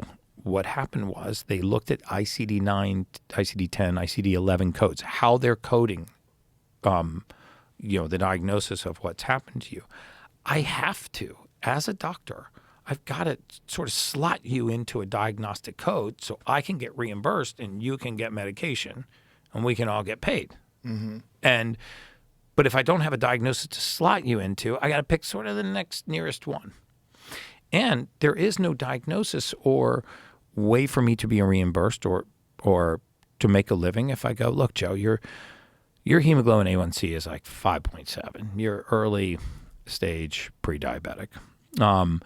You've got a little abdominal obesity going on. Your blood pressure's creeping towards the high side. Your fasting glucose is really high. Let's talk about some diet and lifestyle choices. Tell me what's going on in your life. What's a typical day of your diet look like? Can I put you on a treadmill for 25 or 30 minutes? Can I talk to you about intermittent fasting? Can I talk to you about things like a whole food diet? Actually, no. None of that. All of that is outside the standard of care. If something happens to you and I haven't practiced within the standard of care, I'm at risk. And so I think a lot of that is what's really exciting about Maha's. I think a lot of that is going to begin to change. You're going to see Bobby Kennedy and his team, again, in my opinion, you're going to see Bobby Kennedy and his team, which have been empowered to make real change, not just getting poison out of our food supply and having the generally regarded as safe guidelines look at food safety before we put it into the public domain. But you're really going to see him go after corruption in our nutritional research, corruption in our governmental oversight bodies. How is it that we can have people that sit in the Food and Drug Administration and regulate private industry, and at the end of that regulatory career go in to work for the same industry that they purported to regulate, and sometimes for 10 times what they would make as a regulator? Kind of kooky. It seems to me like you would get arrested for that in another industry. Yeah. Right? I mean, if you did that in the securities industry, the banking industry, you wouldn't get away with it. And north of 70%, I think the number 74% of our nutritional research is funded by private industry. We privatize the profit, but we socialize the expense. And by this, I mean like we socialize through the tax subsidized medical system, Medicaid, Medicare, the expenses, right? So the expenses go onto the taxpayer, but the payments go to private industry. So we privatize the profit and we socialize the risk. And then the private industry that benefits from this doesn't even have a fiduciary to the patients that they serve. They actually have a fiduciary to the investor. And they can go to prison for not actually performing for their investor. They can't go to prison for not performing for their patient. So if I make a pharmaceutical that goes into your body, but somebody invested in my company to make that pharmaceutical, my responsibility is to them, not to you. So now you get harmed. I'm held harmless. But if I harm him by not selling it to you for the right margin, he gets to put me in prison. It's mind-numbing. It's so ass backwards. It's so ass backwards, and it's such an uphill sludge. Mm-hmm. I mean, what the current administration has to do, what Bobby Kennedy has to do, is sort of restructure decades and decades of what's essentially corruption. Yeah. And there's a lot of people fighting him on it, man. Oh, Wow. I could only imagine, because the amount of profit, when you're talking about these industries, the amount of money they generate is astronomical. Mm-hmm. And they're responsible for so much of the advertising revenue of mainstream media, that mainstream media not only will not cover the negative aspects of their drugs, but will heavily criticize anyone who tries to go outside the narrative. Very true. And I mean, look at this, this Strong Kids Commission. It's the idea is to try to go to schools, put physical education back into schools, get highly processed foods out of the schools, and actually not to fat shame kids, but to pro-body morphic encourage them. Like, yes, it's okay to not want to be sloppy and out of shape and to call that out and to actually be physically fit and healthy. It's not that you have to be there to gain status, but it's okay to not want to be fat. Well, there's the I don't think you should shame people and be cruel to them. However, if someone pulls you aside and says, "Hey, Bobby, you're overweight and it's fucking up your health, and it's really bad for you." If that makes you feel bad, and that feeling bad inspires a change in your lifestyle, in your diet, in exercise routines, and what you do, that's a positive. And sometimes you have to feel bad. Like, someone has to give you an F for you to realize, oh my God, I'm going to fail in this class unless I study harder. Yeah. Like, that's part of life. And you can't just coddle people and expect success. That's not how it works. I totally agree. It's one of the most important aspects of athletics, because athletics are it's a very clear formula that the more work you put in, the harder you train, the more results you'll get, as long as you're not overtraining and you do it correctly. If you put in the the ultimate effort, sieve. yeah, too. you work hard, you will get results, and that's it's a vehicle for the rest of your life. If you can learn that at a young age, that's why I think athletics are so important for young people. If you can learn that at an early age, that the discomfort is necessary for growth, like being tired, pushing yourself, working out when you don't want to, pushing yourself to the point where your body has to adapt and grow and become stronger is a part of this process, and it's beneficial. And through doing that, you will actually feel better. It is actually a medicine. If you could get the way I feel after I have if I cold plunge, have a hard workout, get in the sauna, stretch out, and then go about my day. If you could put that in a pill, people are like, oh my God, my new anti-anxiety medications is so incredible. My doctor I take it every day. It's so incredible. I'm so happy that I went to this doctor because he put me on the right stuff. Yeah. That pill, especially if it did all the things that exercise did without exercise, it would be the most valuable pill in the world. But getting people to feel discomfort voluntarily is so difficult when people have this sedentary lifestyle and this lazy mind and this entitlement that so many people have, where they feel like the world owes them something. Yeah. Like, instead of, I owe myself. I've got to work for myself. I've got to put off these feelings of, I've got to delay these feelings of, relaxation and comfort and delay it and give myself some voluntary discomfort so that I can feel true peace. Yeah, I actually trademarked the statement, aging is the aggressive pursuit of comfort. By the way, if you want to use that, just use it. I won't sue you for it. But also aging, aging, that's part of it too. Aging is the aggressive pursuit of comfort. And if you think about that for a minute, it truly is. The more aggressively we seek comfort, the faster we age. It's like we really got to stop telling grandma not to go outside. It's too hot. Not to go outside. It's too cold. Just it's to not lay even down. really aging, right? It's Just deterioration. It's deterioration. Yeah, you're gonna your muscles will atrophy. Your bone density will decrease. Your ligaments and your because tendons we will seek lose comfort. Yeah. I mean, when has a cold plunge not sucked? Every For day. me, it sucks every time. I don't want to do every day. While I'm doing it, there's my little inner bitch that's trying to talk me out of it. My little inner bitch has a little whispery voice, though. It's like, you don't really want to do this. You don't need to, Joe. Oh, this is gonna suck. Maybe you could just go eat cake. You're rich and successful. Yeah, you don't have to do this. But get thankfully, fat. the general is what I call the one part of my brain that I try to keep the most dominant. That where I tell myself, shut the fuck up. Shut up, stupid. Get in there. This is I hear, unavoidable.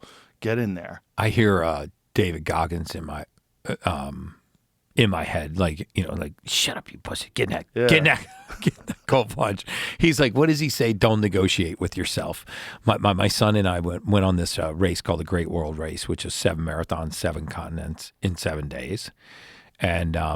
And I did a couple of half marathons and 1 full marathon, but he did all 7 marathons on all 7 continents in 7 days. Oof. How banged up was he by the end of 7 days? Yeah, he was. This was in November, so he's 24 now. He's 23 at the time, so it was like 5 months ago. And I guess at 23, you kind of feel like you can't be killed by a bullet. Turns out by Cartagena, he was feeling it. But we took the David Goggins book with us, and we read I was reading a chapter out of it every day. But it was a crazy experience because. So my son Cole and myself and my cameraman, my production guy, went with us. And initially I'm like, this is so awesome. We're going to see all 7 continents in 7 days. We're going to see Antarctica. Dude, by the 3rd marathon, I was I was so exhausted and in so much pain. I mean, I'd only done half marathons when we got off the flight in Antarctica. All the racers go out and start running. And I had these big Timberland boots on and this big puffy jacket, and I was just sitting at the start line, just was going to wait for my son. And I asked the race director, I'm like, how long are these loops? He's like, well, they're 6 point whatever miles, and there's 4 of them. And I was like, I could easily do one of these. So I just started running. I went out for a run. In the Timberlands? In these size 14 Timberlands, dude. Which I immediately regretted because then the snow starts caking to the bottom of my Timberland. So I ended up actually marching and not really running. And it was so funny because my son has these spikes on. So of course he laps me and he comes by. He's like, Dad, what the fuck are you doing out here? I was like, I thought I'd give it a whirl. So I actually made 3 loops. So I got 18 miles. Oh, wow. He ran the whole 26.3.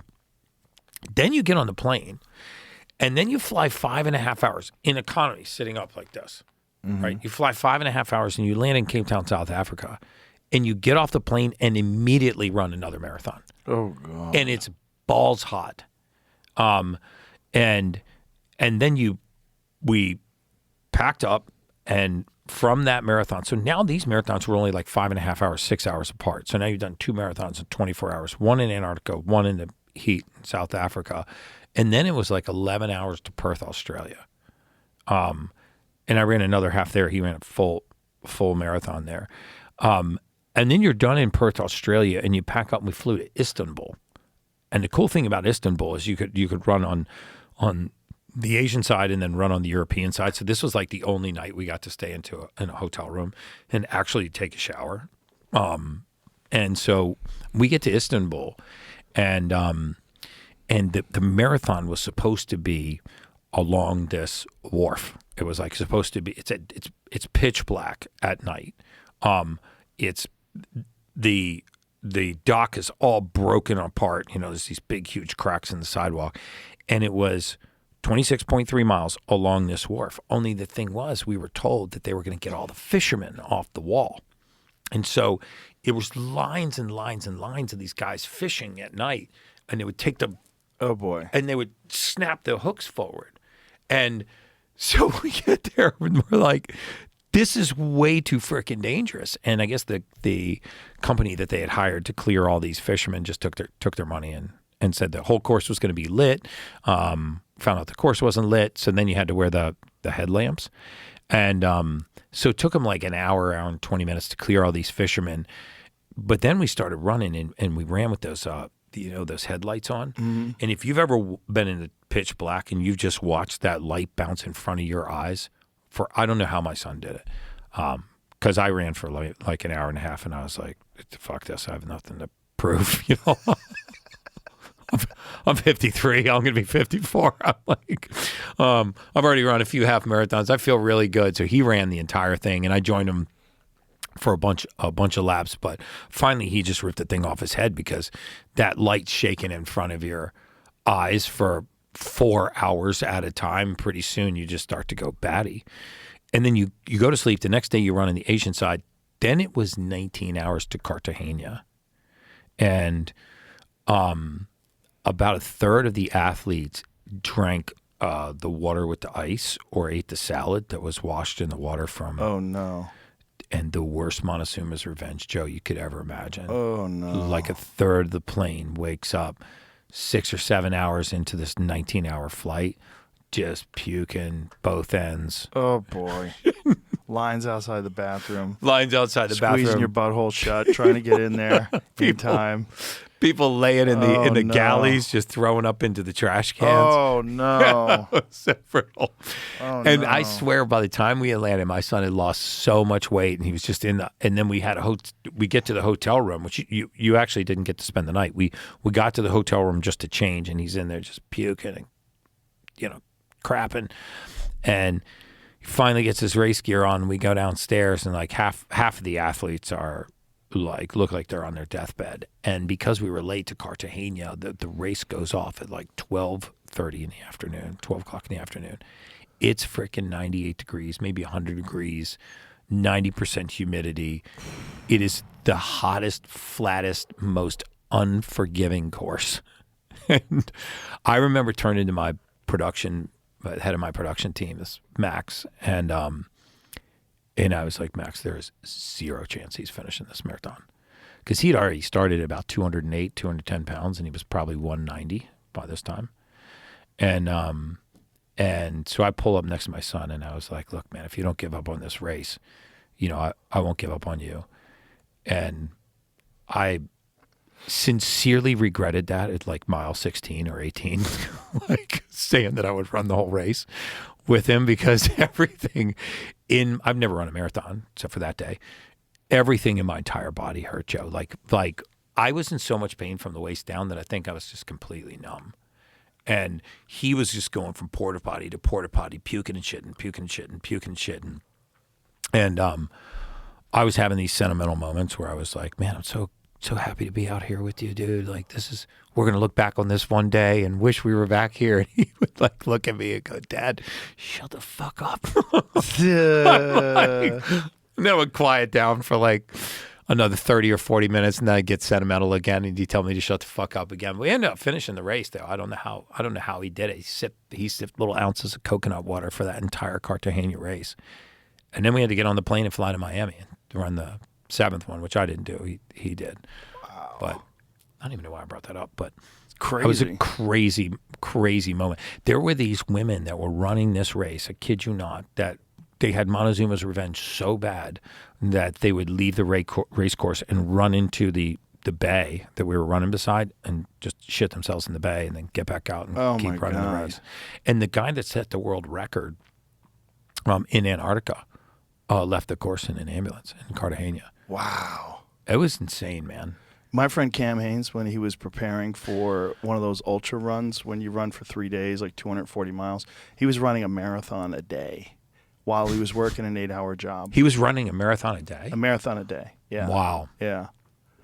There's a guy right now in Bahrain staying with Sheikh Nasser, who's one of the sons of the king of Bahrain. And he is running 150 full-distance triathlons in 150 days. When I was there, he was on 59. I kid you not. It's amazing the body's potential if you just continue to push it. The thing about Cam is Cam had been running for so long, for so many years, that he had this incredible base, his base of cardio. He was used to doing 10 miles every day. Like 170, 160. That's kind of big for that. Yeah, he's not. Distance, well, his son is even fucking crazier.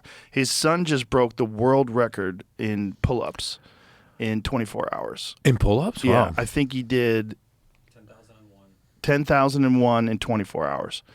10,001 in 10,001 hours? So he had so Goggins had a record. He broke Goggins' record, and then some cat in How old is he? Australia. He's young. He's like 25. Wow. He's an animal too. That's him. And he runs with jeans on, by the way. Why? Just for a fucking goof. He runs with Origin jeans.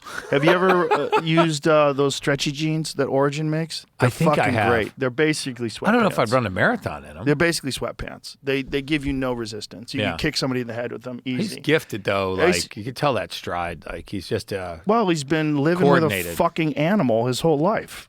So he came in 7th place in the Austin Marathon, and he is not built like a marathon guy. He's jacked. Yeah, he definitely is. I mean, obviously, he won the World Pull-Up Championship or World Pull-Up Record. He is where I got one of the ideas to carry a lot of weight for like when I do 150 pounds. And put it on Is that what he thing. does? So what he did this thing where I think it's a mile. Like, see if you can find it. So he's carrying a sandbag, and I believe he has a weight vest on as well. And I think the overall weight is over 200 pounds, and he goes over a mile with over 200 pounds. Oh, And just he timed it. See if you can find that. just He walking timed it. like on a track. Yeah. I'm going short distances when I'm carrying heavy weight, but what I'm trying to do is, Peter Attia talked about this too, like the importance of the ability to carry weight and walk with it. And then there's this guy, Tom. Talks about the centenarian decathlon. Yes. And then there's this guy in Australia who's like an incredible freak. His name is Tom Haviland, and he's an enormous guy. He's like 6'7", he's 300 pounds, just close to 400, right? Isn't he like closing in on 400 pounds? And he's like muscular? Jacked. Jacked. And one of the things that he does is a part of his, he does like very unusual workout routines. But see if you can find some videos on it. That's what he looks like. I mean, just a fucking complete freak. But he The does. white dude? Yes. Enormous guy, too. I mean, he's a huge guy. But he does a lot of his workouts are not just like normal deadlifts, bench press, all that kind of shit. Some of his workouts he does carries things. Like he carries things like off one side or another side. Go to his Instagram so I can pick one. A lot of these are just, mostly you see just his back. Why? When he filmed, I don't know, he's a psychopath. He has to be out of his fucking mind just to be doing this because he's literally one of the strongest guys in the world. Really? Yeah. Does he participate in like strongman I competitions? don't think he does. I think he just does all this shit on his own, and I don't even understand why. So what does he weigh now? 302 pounds. Wow. He eats 6,570 calories a day. Yeah, and 329 grams of protein, 814 grams of carbs, 222 grams of fat. And so he was... And that's the current phase, which is a deficit. Yeah, this was him on his way to... So go back to that. Yeah, so he's at 340 pounds. I think he was trying to get to 400 pounds at one point in time. But one of the things he does a lot is carry stuff. And so I started looking into this idea, like what is it? What's the big deal about carrying and walking with stuff? So like he does this, like how much weight is that motherfucker guy carrying around with him? How many plates is that? I mean, 500 pounds. What is that? 1, 2, 3, 4, 5.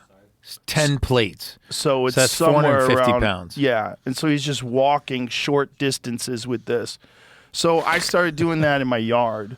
So I started doing it with farmers carries, and you know when I ruck, I just use the 45-pound plate when I go a couple miles with the dog. What's with the back? But- I mean, why isn't he? He's just a fucking psychopath. Why does he have all clothes on too? Because if he takes the clothes off, he's super impressive. Really? He takes his shirt. Yeah, he's fucking ripped. I mean, the guy's enormous. I forget his That's him? background. Yeah, that's him. That's what he looks like. Dude. Yeah, Shit, he's and again, he's like 6'7" or something crazy like that. Built that way. wow. But he does a lot of carrying stuff and walking stuff. And Yeah. he feels like it's very important for like your overall strength.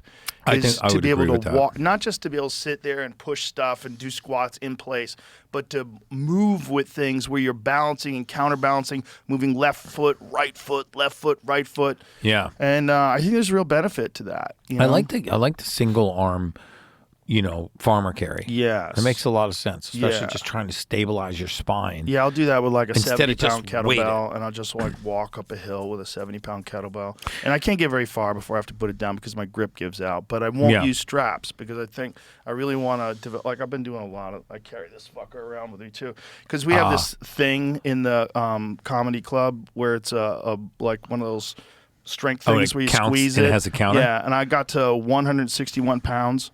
Of how strong you can squeeze. It's the hardest I've ever gotten. So I want to get to 180. So I've been squeezing. Just grip strength. Just holding that motherfucker all the time. This is a heavy You one. got Squeeze that some bitch. meaty paws though, bro. Yeah, I got some big hands. Yeah, just hold that motherfucker. I feel like hand You strength. have to get angry? No, I do. you don't I have like to to get you angry. like to? I just like to get angry if I can.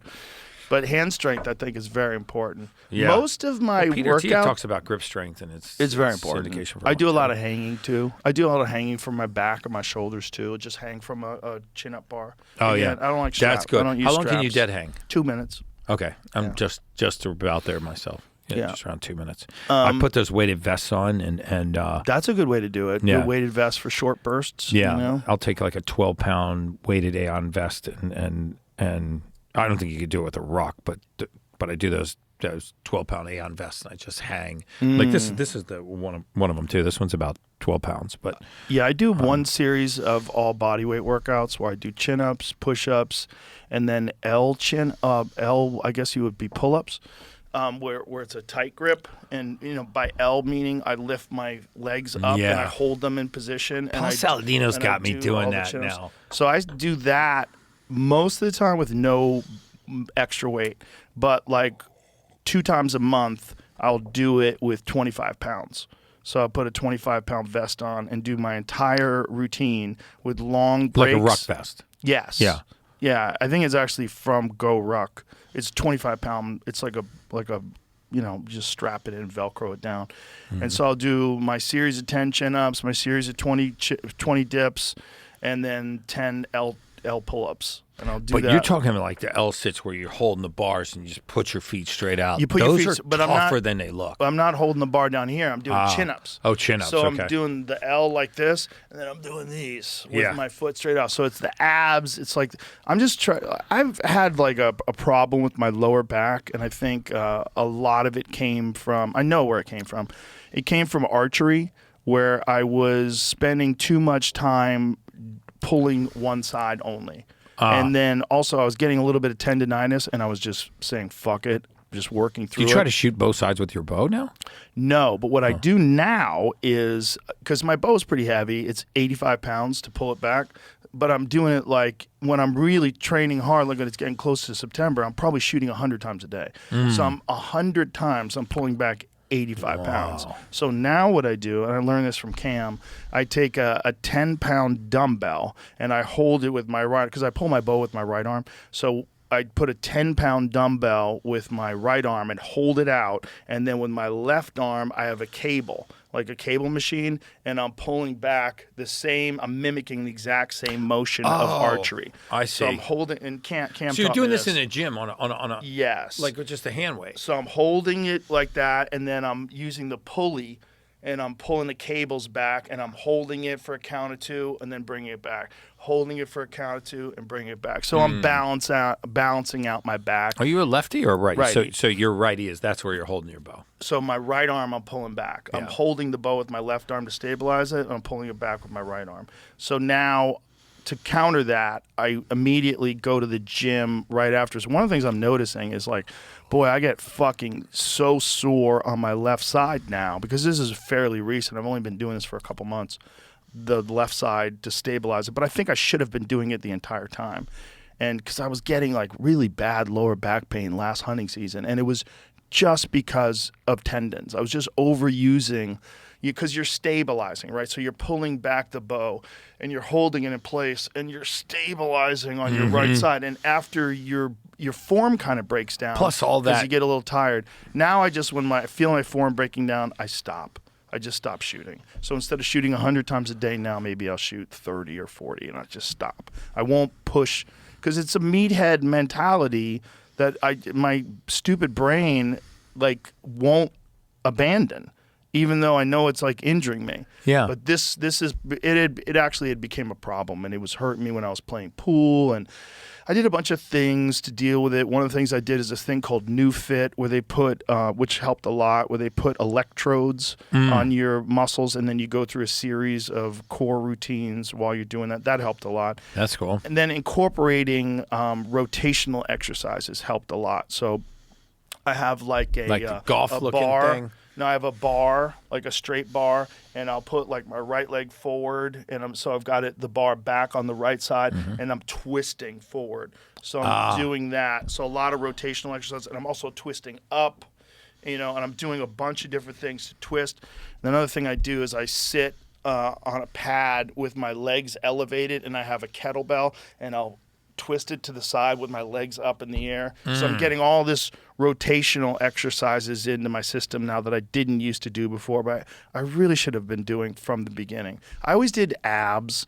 I always did, the hip glute thing where you lean all the way back. Yeah, Like GHD sit-ups. Yeah. So I used to do a lot. Well, Yeah, those are I good. still do a lot of those. Yeah. And then back CrossFit extensions, but I wasn't doing rotational stuff. And I think that's the difference. When do you actually? When is hunting season for you? December? September. Oh, September. Yeah. And where do you go? Like Utah or Wyoming? Yeah, the photo that you were asking about out front, that's Utah.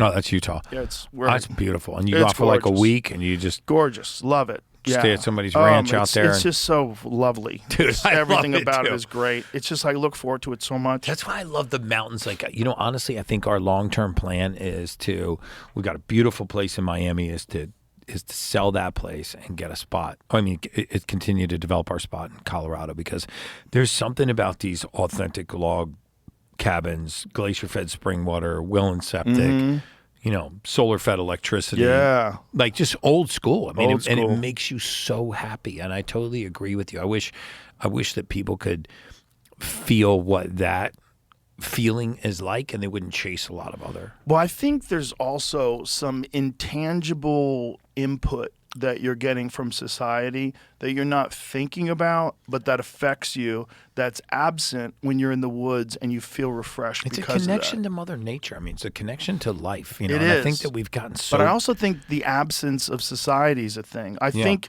I mean, this is going to sound super kooky, but I think even Wi-Fi and cell phone signals, I think they have an effect on you. I don't know how much of an effect. I Dude, think I'll tell you a story, fine. true story about. So my house, we have this. My wife and I sleep in an EMF-free tent. And I went a little nuts with the biohacking here. Sleep in a tent You know, so every night. we have these every night that we're home in Miami. So it's a PVC frame. You know, it's like 5.5 feet tall, 6 foot tall, little frame. It's just PVC. It's dirt cheap. And then draped over top of it is pure woven silver fabric. So it looks like a mosquito net that's over our king-size bed. And in the back of our bed, it clips into this grounding mattress, which plugs into the wall. So the whole cage is grounded. And there's no 5G, no Wi-Fi. That's it right there. Jamie's got a photo of it. Oh, that's exactly it. That is literally exactly it. I wonder if there... So that I wonder if you protects pushed you from Gary EMF? Brecka's bed in there, if it would show it, because I put it on. Is that what you did? Instagram. That's exactly what we sleep in. Exactly that. EMF shielding canopy. See, this Yeah. is like kooky. This is where you and I I know. separate. This is where I'm not I know. sleeping in there. I If know. I tried to bring that up, my wife would smack me. Dude, I also have a hyperbaric chamber in our bedroom. I have a hyperbaric chamber. In the bedroom? No, in my house. Oh, okay. I've got my podcast studio inside of one now. Inside of a hyperbaric chamber? Inside of a hyperbaric chamber. How big is your hyperbaric chamber? It's huge. It's got 2 Maybach seats in it. It's got like a 52-inch or 54-inch TV. It's got 3 AI-powered cameras. My gym is in the hyperbaric, too. But so here's the thing. I have a rower and weights, like a whole set of weights There's inside there. a risk of using electronics in a high oxygen environment. You don't isn't use there? a high oxygen environment. You know, never. And I don't think there's any reason to go in a 100% O2 chamber. I mean, none of my chambers will go to 100% O2, so none of them are flammable. You could have a candle inside of there. Theoretically, I don't suggest it, but you But could. they Yeah. would tell you to not even wear certain kinds of clothes in the hyperbaric chamber. Yeah, because if you have 100% O2, you can have static electricity. You can light a spark and it can explode. So what is 100% O2 versus like what you're doing? So you have to actually put medical grade oxygen into the chamber, which I don't do. But You don't. So the one that I used to go to, they would give you a mask, and you would wear the mask, Okay. and oxygen would get pumped into your mask while you're in the hyperbaric chamber. You Yeah, don't- so that's also not flammable. That's probably 93% O2. Pure oxygen, 100% oxygen is flammable. It's just like pure hydrogen gas is flammable. Right. So 100% O2 is flammable. I mean, that terrible accident that happened to that young boy in the Midwest here recently where the hyperbaric chamber actually exploded. What happened? Yeah, I mean, this a young, I think it was 5.5-year-old little boy was in a hyperbaric chamber, and very sadly, the technician left him in there, didn't ground him, and he had a blanket in there with him, and he moved the blanket, and this static electricity, caught died? 100% O2. Oh, exploded. His mother was injured too. Oh my God. I want to say that both of the nurse and the doctor in the clinic owner have been charged with manslaughter. Oh my God. Terrible. But those are 100% O2 chambers. It's clear. I mean, it's important to make the distinction that these 100% oxygen chambers. I mean, these are bombs. I mean, And why would you have a 100% O2 chamber versus what you're talking so about? if you look at some of the therapeutic benefits for things like diabetic ulcers, burns, things like that, where necrosis, tissue necrosis, those make sense in a supervised hospital environment with someone standing up right outside the chamber the entire time. I've been in one time in a place called Bioaccelerator in Medellin, Colombia, and but the home use chambers where you get a prescription from your doctor and you actually get probably what you have is yours a soft shell No. chamber. It's a hard shell. Mm-hmm. Oh, okay, so that'll probably go to 2 atmospheres of pressure. That's That's really what I good. use it at. So Dr. Jason Saunders, who wrote the book Hyperbaric Medicine with Dr. Dimitri, will tell you there's a lot of benefits at low pressures, like 1.3 atmospheres, which you can get in a soft chamber. And there are a lot of benefits at higher pressures, like 2 atmospheres. So I never go above 2 atmospheres, twice the atmospheric pressure. If you think about what's happening at twice the atmospheric pressure, you're taking the oxygen from the air, which is about 21% sea level, what we're breathing right now, and you're doubling that, because you're doubling the pressure. So every 33 feet you go below sea level, you double the atmospheric pressure. So when you get to 2 atmospheres of pressure, you're essentially taking in twice as much oxygen. The oxygen concentration hasn't increased, but the size of the gas has gotten smaller. So now you're perfusing tissues with oxygen that normally wouldn't be as perfused with oxygen. You can also put on a nasal cannulus and get 92, 93% O2, but that's also not flammable. If you took a nasal cannulus from an oxygen concentrator, like one that works for your EWAT or something, and you lit a lighter in front of it, that gas is not going to catch fire. Okay. 100% O2 is flammable and very dangerous. So what's the benefit of 100% O2? Just a higher concentration of oxygen for things like, diabetic ulcers. When you have anaerobic bacterial infections, meaning bacterial infections that do not thrive on oxygen. You have to be careful with aerobic bacteria because there are bacteria that actually feed on oxygen as well. And so you don't want to put somebody who has an aerobic infection into a hyperbaric chamber. You want to put somebody who has an anaerobic infection into a hyperbaric chamber. But what's really interesting is, some of the research that's coming out of Israel, especially on cognitive function, using 60 days at 2 atmospheres of pressure and then reducing the pressure over time. The improvement in mitochondrial density, the improvement in blood flow, cognitive scoring, reduction of neural inflammation.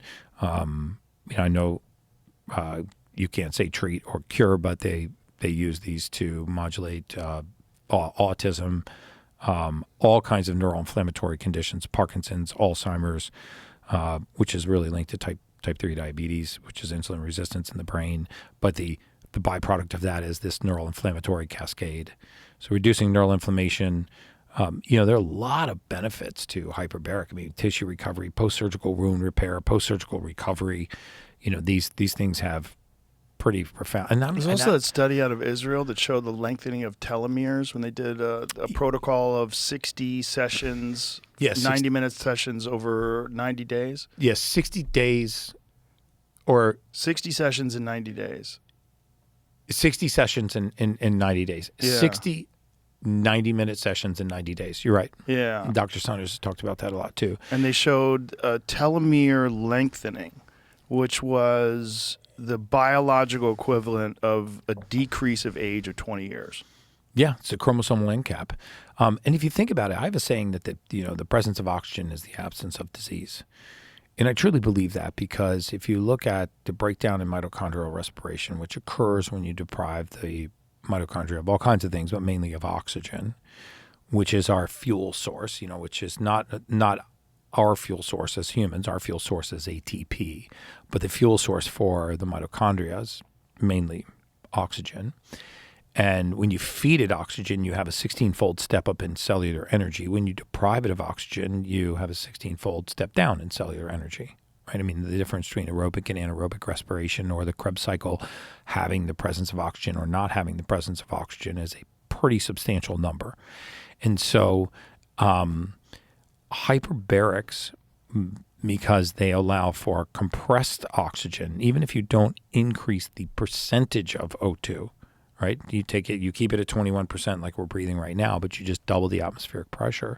I mean, the effects are pretty profound. And I believe the risks are low. If you have a physician, you understand how to operate the chamber, and you have safety procedures, and you're not using 100% O2, and you're at shallow depths, so you can ascend quickly without being in trouble. If you're a diver, you understand dive tables. You have to ascend at certain rates and pause at certain levels. So the one that I built, I was like, man, how do I just compress time? I'm like, well, I'm going to work out. So what if I was able to put the gym in there? And I'm doing podcasts. I remember the guy thought I was out of my freaking mind when I first started talking. It does sound crazy. Yeah, but it's got a Nordtrack rower in there and how big is and it? Weights. Like the size of this room? It's pretty big. Let me see if I can show you a picture of it. That would be a great way to compress time, right? Because you can get more than one thing done at the same time. Dude. You feel. I feel amazing getting that's out of actually mine. my son working in it. Wow, that's crazy. So that's my son Dylan. We went in there working out in a hyperbaric chamber And you could kind of watch Netflix in there too. Yeah. You got a screen in there and everything. Oh, dude, I Wow. And it's got, we're just jamming some music. And then he does the Yeah, so- Wow. playing a little rap music. So I was just playing rap. I was playing some rap music. I got a sound bar in there. That's pretty dope. Yeah, it was pretty cool. That's awesome. Yeah, I just lay down in mine and listen to books. The other one you can lay down in. It's got these seats that recline. It's got a television in it too, so I go in there and watch the news sometimes. Oh, that's great. Yeah, my wife and daughter goes in there and they just take a nap. I was Seats are talking to super Dana comfortable. about it, like how beneficial it is. He's like, how much time does it take? I'm like, it's about 2 hours. And he's like, I don't have that fucking time. It's I like know. everything you got to do something. You're doing the red light. You're doing That's the why cold I'm trying plunge. to you're doing- compress time. Yeah. Like, just like if you could get the hydrogen into the cold tub. I mean, he's Right. gonna be at my house tomorrow, so we're gonna try the. How much are those little hyperbarics. bombs for the bath? The hydrogen bombs. I know they're about to come out with them. I don't know if you can order them on the site yet. I think they're probably going to be if it's $30 for 30 of those H2 tabs. Then I would imagine they're going to be around $5 or $10. Okay. $10 for a hydrogen bomb to drop into the That's the great. bathtub. I mean, the machine is. I was actually originally going to order this electrolysis system called a Cocoon, or it's spelled Caquin, like the facility out in Las Vegas, which makes oxygen water. That system's like $110,000. And then a buddy of mine, Tyler LeBaron, who's the PhD in the space, told me about this machine I could order from Korea for $7,500, which is the one that I have now. And now I've added a nano bubble machine, and that one's just incredible. I mean, for this transdermal inflammation, and I think for people that have chronic injuries, especially like chronic repetitive use injuries, or they have real severe low back pain, or they've got parents or something that are deconditioned, that have a hard time exercising. These are great things to do to lower their inflammatory cascade. That, and there's something called EWOT, exercise with oxygen therapy, which is kind of based on Otto Warburg's research, and I do this with my parents because both of my parents are deconditioned. My mom has dual knee replacements, and my dad's handicapped from a boating accident years ago. He has no cognitive impairment, but he has some motor coordination difficulties, so it's hard for him to really exercise. And I bought them a sauna, and I put them both in a sauna for 20 minutes 3 times a week, and they just breathe. I bored a hole, and they just breathe through a nasal cannula, the 93% O2, which is a version of EWOT, the exercise with oxygen therapy, or the multi-step oxygen therapy, because if you just can raise their heart rate just a little bit with the heat, then that extra perfusion pressure really drives oxygen into the tissues. And I'll tell you, it's a noticeable change in them. Just like when you get out of a cold plunge, you had a really good workout. Well, imagine, you're elderly and you're deconditioned, you really don't get your heart rate up. You really don't get your good sweat on.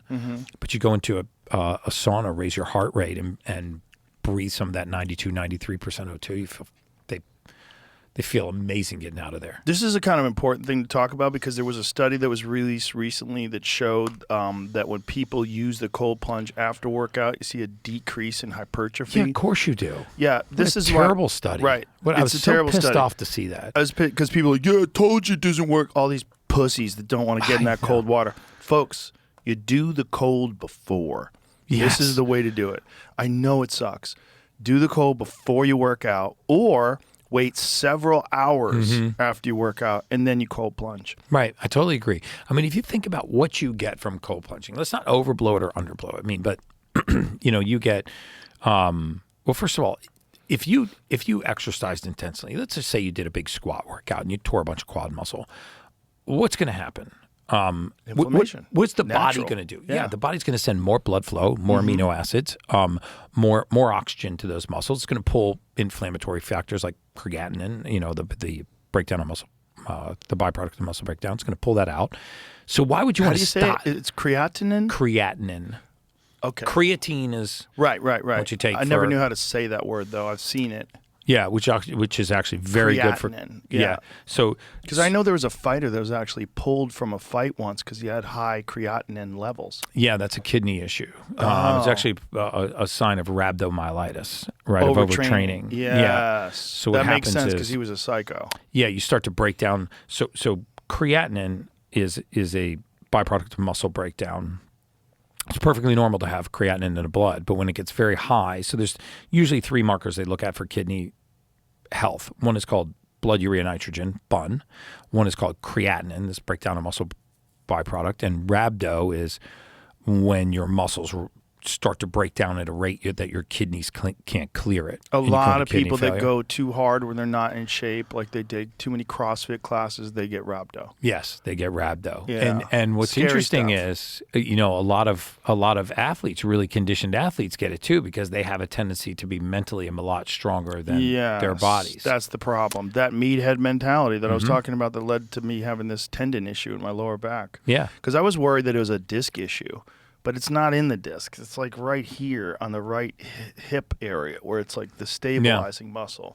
But you think about it. Okay, so the blood urea, and then there's something called EGFR, which is your kidney filtration rate, right? Which is your glomerular filtration rate. It's how quickly is the blood moving through your kidneys. Because about 15 times every day, the full volume of your blood goes through your kidneys. But if you think about what happens when you get into a cold plunge, so first you get this peripheral vasoconstriction. And then you get a release of something called cold shock proteins. And if you ever really want to have some fun, just Google around about cold shock proteins. Look at Lin28A and Lin28B. These are cold shock proteins that are being actually researched for their impact on insulin sensitivity, improving insulin sensitivity. And then, you activate a very special type of fat called brown fat, which essentially exchanges a calorie for a measure of heat. So it takes a calorie and turns it into heat. And that's a very good thing. If I'm taking calories and turning them into heat, there's a cost to raising your thermostat. And you think if you're in, let's say, 50-degree water, and you get out of 50-degree water and you're standing in a 70-degree room, how's your body go to 98.6? Right. How do you actually how do you exceed the temperature of the room you're in? Well, your metabolism is raised largely because of the activation of brown fat. And there's a cost to that. The cost is calories. So anybody tells you that cold plunging is not good for burning fat, I think is missing the breadth of the science. And then the final thing you get is you get this spike of dopamine, which lasts hours. Yes. And that's where you get that like laser focus. I feel freaking amazing. You feel so good. Dude, you're never in a again, bad mood getting out of a cold plunge. Right. That's another thing that if you could give that to people in a pill, they'd be like, oh my God, I found the best antidepressant. Yeah. It's a cold plunge. So true. Well, one thing is beneficial, though, post-workout is sauna, right? Beneficial for muscle Getting growth. hyperthermic, yes. Yes, and also as a static cardio, correct? Because your heart rate's already elevated. I like to go in literally the moment I put the weights down, I get right into that 196-degree That sauna. 20th minute's tough, though, bro. Ooh, the 25th minute's even tougher. Oh, you go. Yeah, that's the right, last bro. 5. I used to get to the 20, and I'd be like, okay, finally. And then the fucking general started talking. No. Yeah, come on, pussy. 5 more minutes. Come on, pussy. Oh, no. And the thing is, too, when I'm in the sauna, I'm not just sitting there. I'm hard stretching. I do deep stretches, which is exhausting, too, because it's hard to do. I'm holding like deep static stretches. You're pretty flexible, though, right? Yeah, pretty that's flexible. Good. That's so But good. that's man. because I keep it. I mean, I'm 57. I keep my flexibility. Yeah. Going It's into like, the sauna post. There's a lot of people as they get older, they lose that flexibility. And I think that's another thing that I actually, if I'm criticizing myself, I didn't do enough of before I started fucking my lower back up. Lower back's pretty solid now, though. It's still like irritates me sometimes when I wake up in the morning, but it's nothing that stops me from doing anything. I can still kick the bag, that was the big one. Like, because there's so much torque involved in the waist when you're kicking the bag, and I hate not being able to do that. So the fact that I can still get those workouts in is really huge for me. That is the absolute best stress reliever in the history of kicking bags. of Mother Earth. Yeah, hitting a bag. Put some 16-ounce gloves on, set a timer, and start doing rounds on the bag. Start slow, and What do we start at like 30 seconds a minute? Take no, a I minute do off? 3-minute rounds. So I do 3 3-minute minutes. rounds and then 1 minute rest, 3-minute rounds. But the first few rounds while I'm warming up, I'm just kind of tapping. I'm like, pop, pop, pop, pop, pop, pop. I'm not full blasting it, but then around round 4 when I'm really sweating, then I start to dig in. And then what I do is I have 2 different timers. In one of them, I have this ringside timer that will give you these 30-second like dings. So to give you 3 minutes, but it gives a different sound that goes off at 30 seconds. And so that's Why? like... So you're halfway through the minute. No, so you know when to sprint.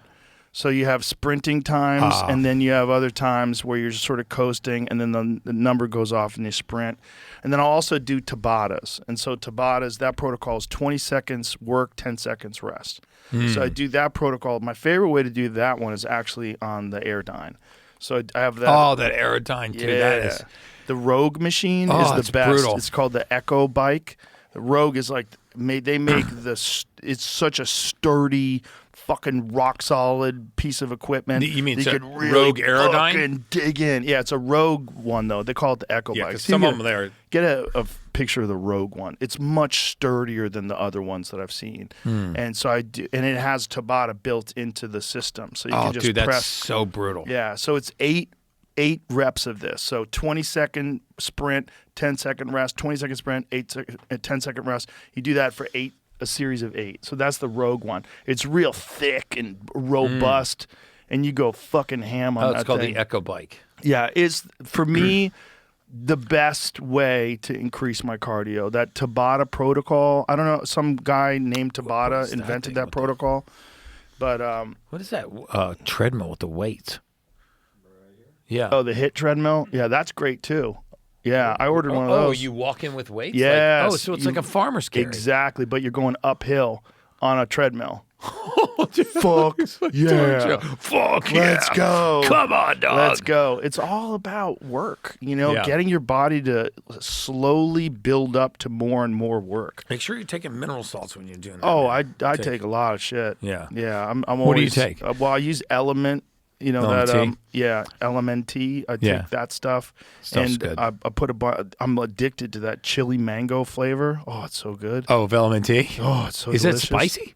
A little bit. Just Really? a touch. That's Just cool. a touch of spice. I really like it. Just spice. So I'll have like a 64-ounce water with 4 of those poured into it. And Oh, ice. 64 ounces. Yeah. And so That's I'm good. just hammering it. So, but that's made a giant impact in cramps. I don't get cramps anymore. Yeah, a lot of people think that, sodium is. It's funny how many people think sodium is the enemy. There's a really interesting more study. bullshit like the cholesterol bullshit. Yeah. Like there's so many people like, wait, oh, your sodium, you're gonna have high blood pressure, you're gonna die. Yeah. Oh, your cholesterol from your carnivore diet, you're gonna die. So I'm like, true. bitch, come work out with me, you'll die. Yeah, you'll die, bitch. Go I'll work kill out you. with me. Yeah, just one leg kick. Yeah, No, I mean with the workout, Yeah. it's fun. I take think- people through my workout. I love taking people through it because I've done it for so long that it's so hard. But I've built my system up to be able to tolerate it. So when I bring people in, even people that work out, they're like, "Jesus Christ, like this is a lot of shit." Like, yeah, yeah. How long do you work out? 90 minutes? it's at least 90 minutes. Yeah. Yeah. Because I do what's called, when I'm not doing endurance training, I do the Strong First protocol. So Pavel Tsatsouline, he developed this kettlebell protocol where, so a lot of people like to work to failure. I don't work to failure ever, but I do the same amount of reps. So like say if I have a 70-pound kettlebell, right, and I'm doing cleans and presses, if I could probably do 20 reps to failure So with by 70 cleans, are you pounds. pulling it just to your chin, or are you talking about one all arm, the way up? One arm. So clean, one arm kettlebell swing. press. Yeah. Down, clean, press. Yeah. Like if I go to failure, I don't know, I probably could do like 20 reps with 70 pounds. But I don't do 20 reps. I do 10. And then I put it down, and then I wait like several minutes, and then I'll do my left side, and then I wait several minutes more, and then I'll do my right side again. So I am completely rested by the time I do my second set. So I'm getting those 20 reps in, but I'm doing it in 2 sets rather than in 1 set. And so then I'll just do multiple sets to get the same amount of work in. I think I heard him describing this to you. It's the amount of work. Yes. Right. So he's outworked you Yes. because he's done more. But you reps have to and- have time, and you Yeah. will feel like a lazy bitch because you're doing your set, but then your heart rate's completely dropped down before you do it again. Really? Yeah. I take a long time. I watch TV. I'll get on my phone. I fuck off. I sit down, and you feel like a lazy bitch. But I'm doing it over 2+ hours. Wow. So when it's all over, I'm getting a lot of reps, but I'm not getting the same breakdown of form. So the way he says it is, he says that strength is a skill.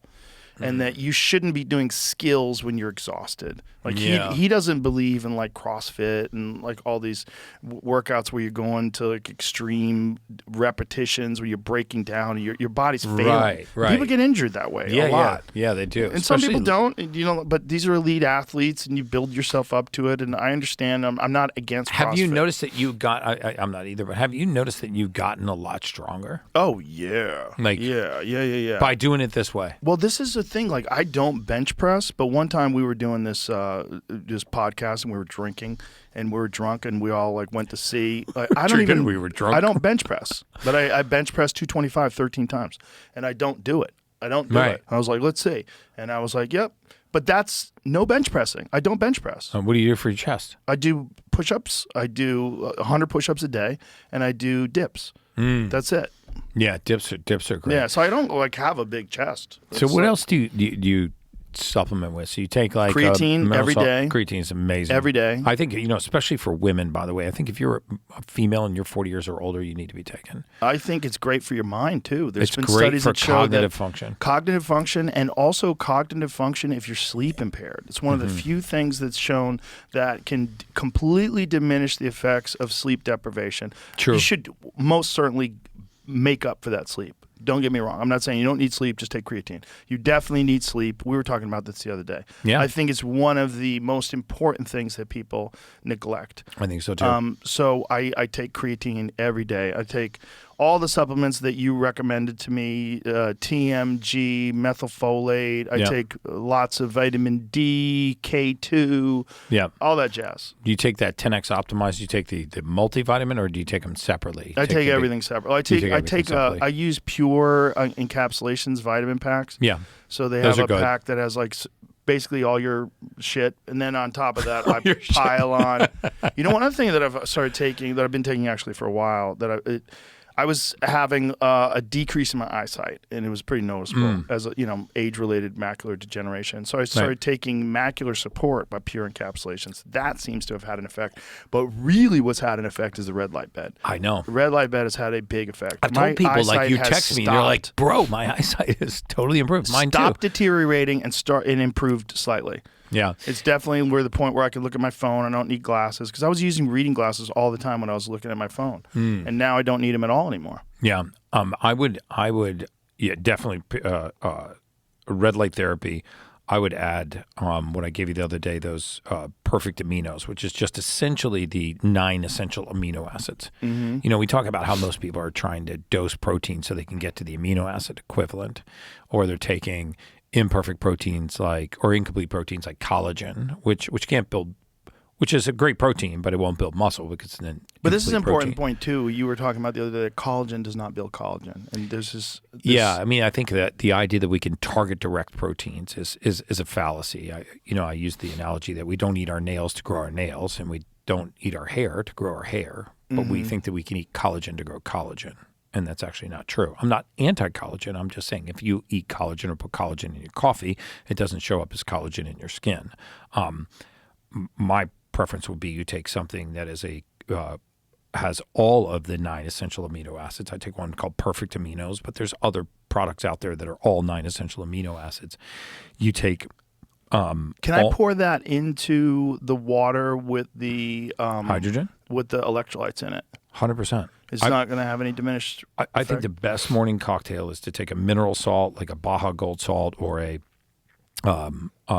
Celtic salt, add that to your drinking water, drop a hydrogen tablet in there, take a scoop of Perfect Aminos, put that in there, hydrate, mineralize, and get the amino acids. Can I ask you another question about creatine? Is there any decreased benefit in taking creatine gummies versus creatine powder?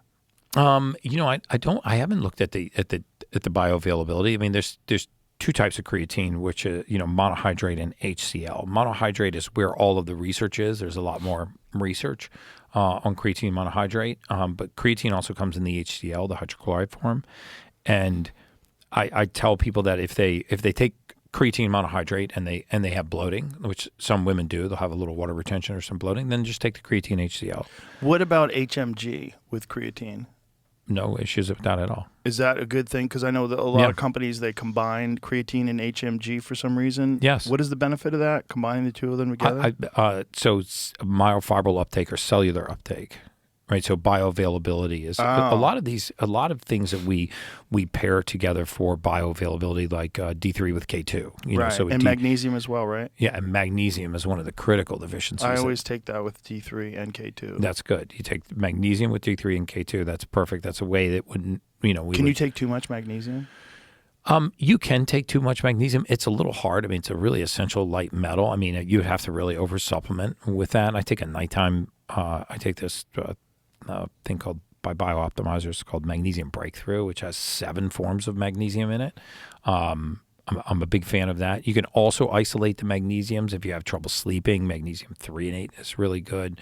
Magnesium citrate and glycinate are good for intestinal motility. So if you're not somebody that has regular bowel movements, magnesium deficiency is highly linked to poor intestinal motility. So if you're not somebody that wakes up within 45 minutes of the day and has a bowel movement, you may want to look to, magnesium supplementation the night prior and see if that fixes your bowel movement. Also, people that ruminate at night, who, they lay down to go to sleep and their body tired, but their mind awake.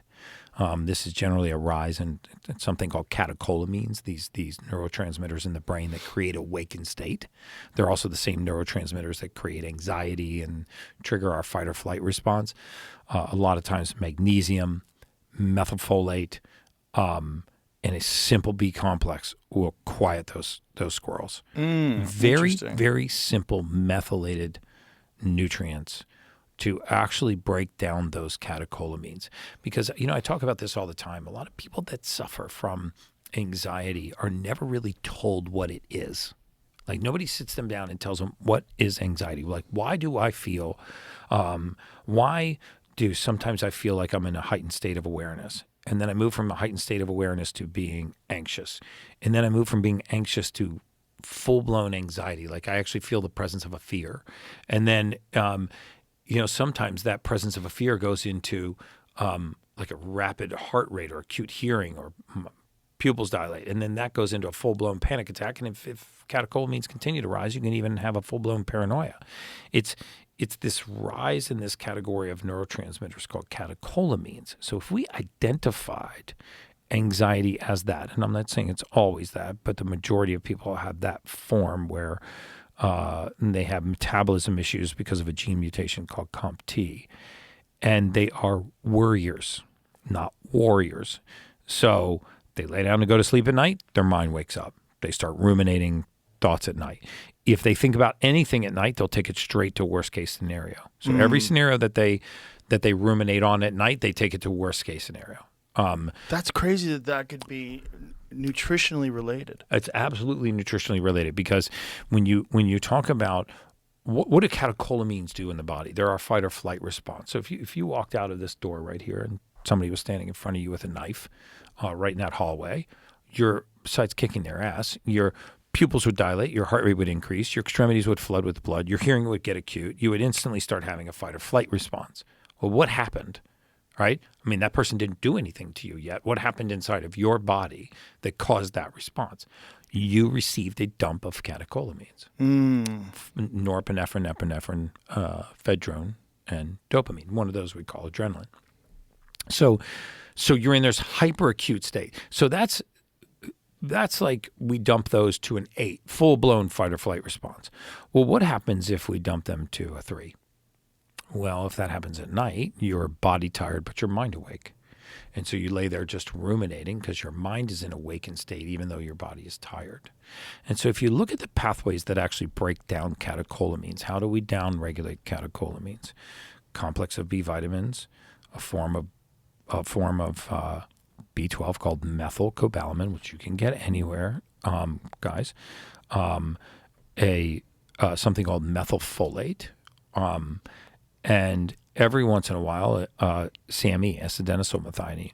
It is astounding what you can do to human beings by putting those raw materials back. Has anybody ever done a study on people with paranoid schizophrenia to find out if they're lacking in all this? No doubt. Paranoid schizophrenias are the next level. You know, what's really interesting is I interviewed a Harvard physician on my podcast, and he was treating drug-resistant mental illness with diet, mainly keto diets.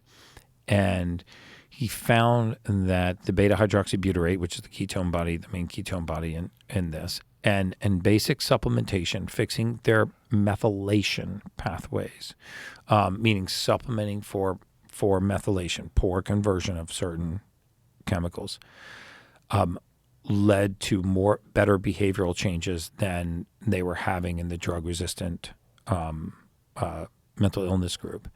And it's really fascinating because we don't like to think that nutrient deficiencies could lead to serious mental illness. Could you just Google methylation chart? Can I just show you a chart of methylation? Sure. The reason why I want to put it up here is because and just click on any one of them once you put it up there. It's going to look like this complicated myriad. Just click on that one.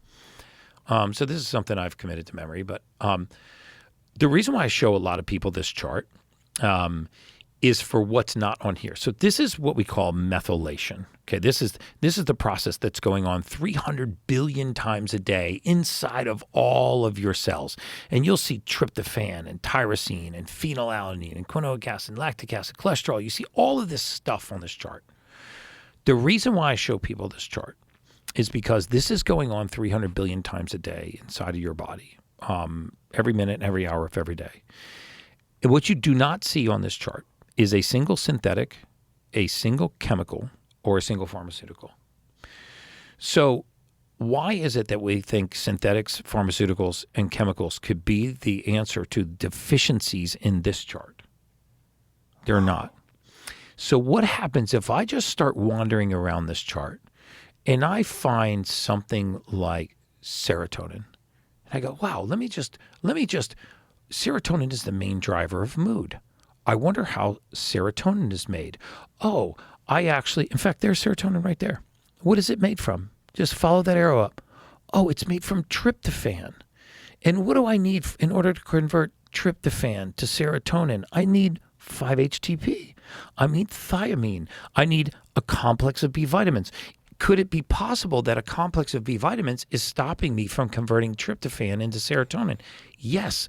And what happens if I can't convert tryptophan into serotonin? Serotonin drops.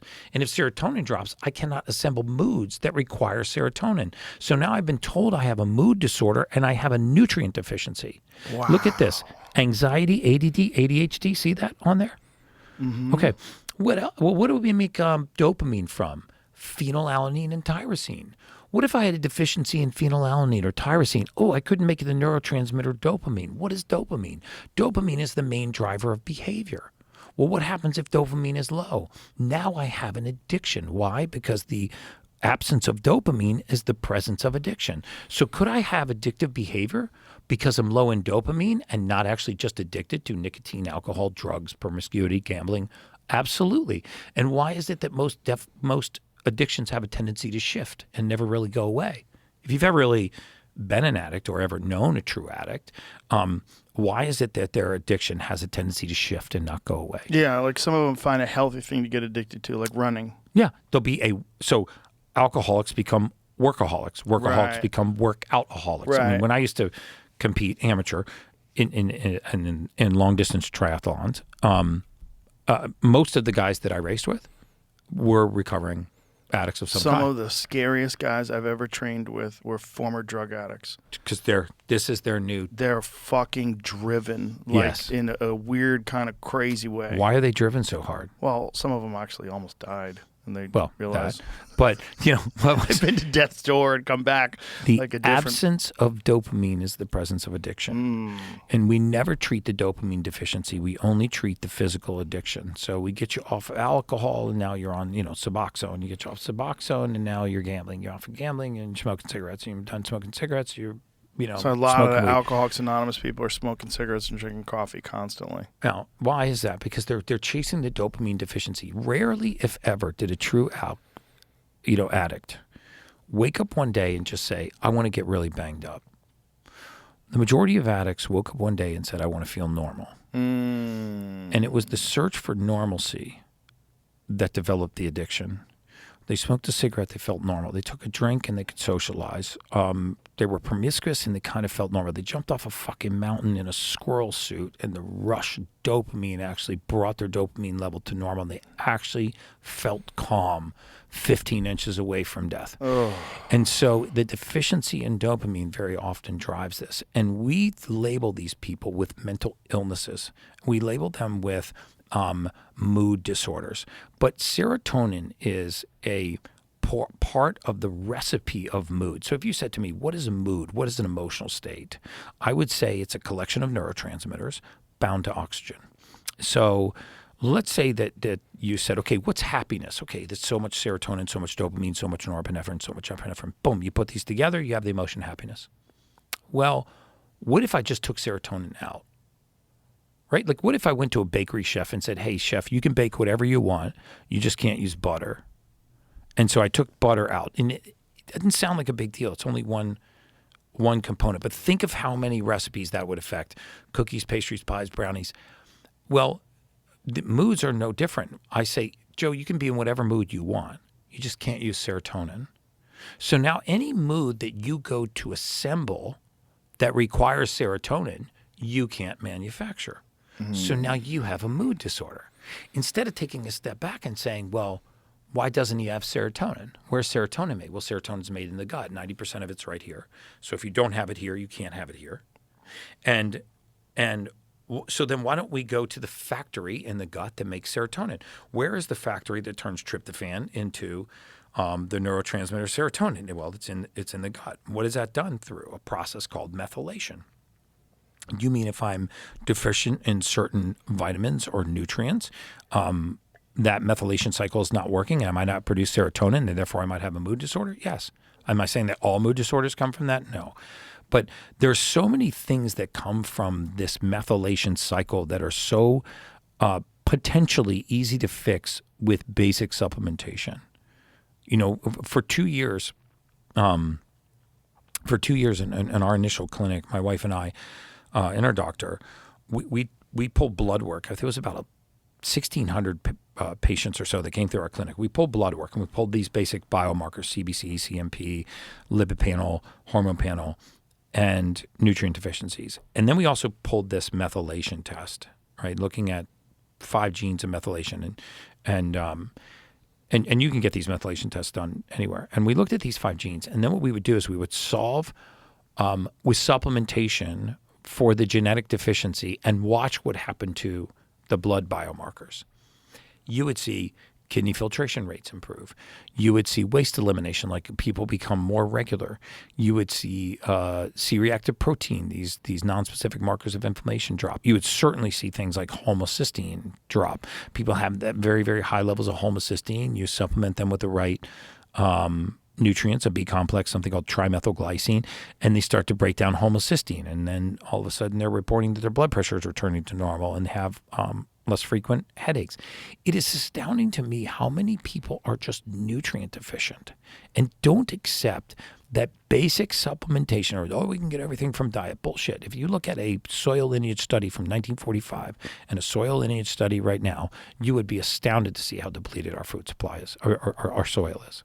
Add processed food and all this other stuff to it, you don't stand a chance. You need basic supplementation. All human beings need the same things.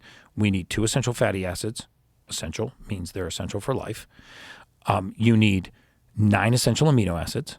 So you can supplement with the 9 essential amino acids in the morning. You can supplement with the 2 essential fatty acids, omega-3 fatty acids like black seed oil or good mega fish oil. You can supplement with the minerals. So many of us are mineral deficient, and we don't realize the expression of mineral deficiency. Now, what is the best kind of minerals to take? Is it like chelated minerals? Is it colloidal I take minerals? one called Baja Gold Sea Salt. It's probably one of my other favorite biohacks because a bag of Baja Gold sea salt, like a Celtic salt, will have all these trace minerals in it. A $15 bag will last you 5 years. It's dirt cheap. And you can take a quarter to a half teaspoon of this, put it in your drinking water. I'll throw a hydrogen tablet in there and some amino acids. Take that with a methylated multivitamin and take that with an omega-3 fatty acid, and you have all the bases covered first thing in the morning. And if you don't have to take that with the vitamins with food? I would take the vitamin D3 with food. I would actually take all of that when I would take the amino acids and the hydrogen and the sea salt on an empty stomach is fine. Whenever you're going to take your multivitamin and your D3, which is fat soluble, I would take those with food. So first thing in the morning, you just hydrate it and mineralize the body, just with a basic sea salt. Just hydrate and mineral, and there's a lot of good mineral. And the amino acids compounds. you take on an empty stomach. Amino acids you take on an empty stomach, and those amino acids, those perfect amino acids, won't break a fast. They're non-caloric, or they have, I think, 1 calorie, but they won't break a fast. And now you have all 9 of the essential amino acids. You've got the majority of the essential minerals. You've hydrated yourself, and you put hydrogen gas into your blood. You will feel the difference, right? You'll just feel. And it's a cleaner. simple thing to do. And it's such a simple thing to do. And I get so much flack for telling people to do that. I'm like, this is just getting us stop back to reading the the basic. Dude, it's crazy. It's just too many people crazy drive me people. crazy. Yeah, I'm gonna have to start shutting it all off. Yeah, you have to. It'll make your life a lot better. You know what you're doing. Yeah. Yeah, Thank you. And people are listening. And it's working. You know, there's just too many people out there that are crying for attention, and one of the ways they get attention is by attacking people who are getting positive attention. Yeah. Yeah, just Yeah, gotta it's a shame. fuck those people. Cut them off. those people. Anything else we should talk about before we wrap this up? I think we covered a lot. We People are going to have to review this and go back and forth. I love coming out here and chopping it up with you, man. I love I'll having see you you at the on, fights man. tomorrow, too. Yes, sir. I'm excited. Yeah, tomorrow's the weigh-ins, and then Saturday night's the fights. I'm pumped. And by the way, dude, Joe Rogan on the Ultimate Human podcast, I a did your rare podcast sighting as well. Yes, thank that you. was cool because we went down some rabbit holes, man. We was went fun. down the pyramids and Yeah, we talked about a lot of cool shit. a lot of cool shit on Yes. there. Well, thank you, Gary. Thank you very much for everything. I really appreciate you. Tell everybody your website, how they can get a hold of you. Sure. You can go to theultimatehuman.com. I have a VIP community there where all I do is just teach. I try to educate to inspire so that people will make a change. So you can join my VIP community there. I'll give you a discount on joining the VIP community. I'll send you a free box of H2 tabs for joining up. Theultimatehuman.com. The podcast is The Ultimate Human, and then just my name, Gary Brecka. All right. On Gary, Instagram. you're the man. Thank Love you, you, brother. brother. Appreciate you. All right. Bye, everybody. Boom.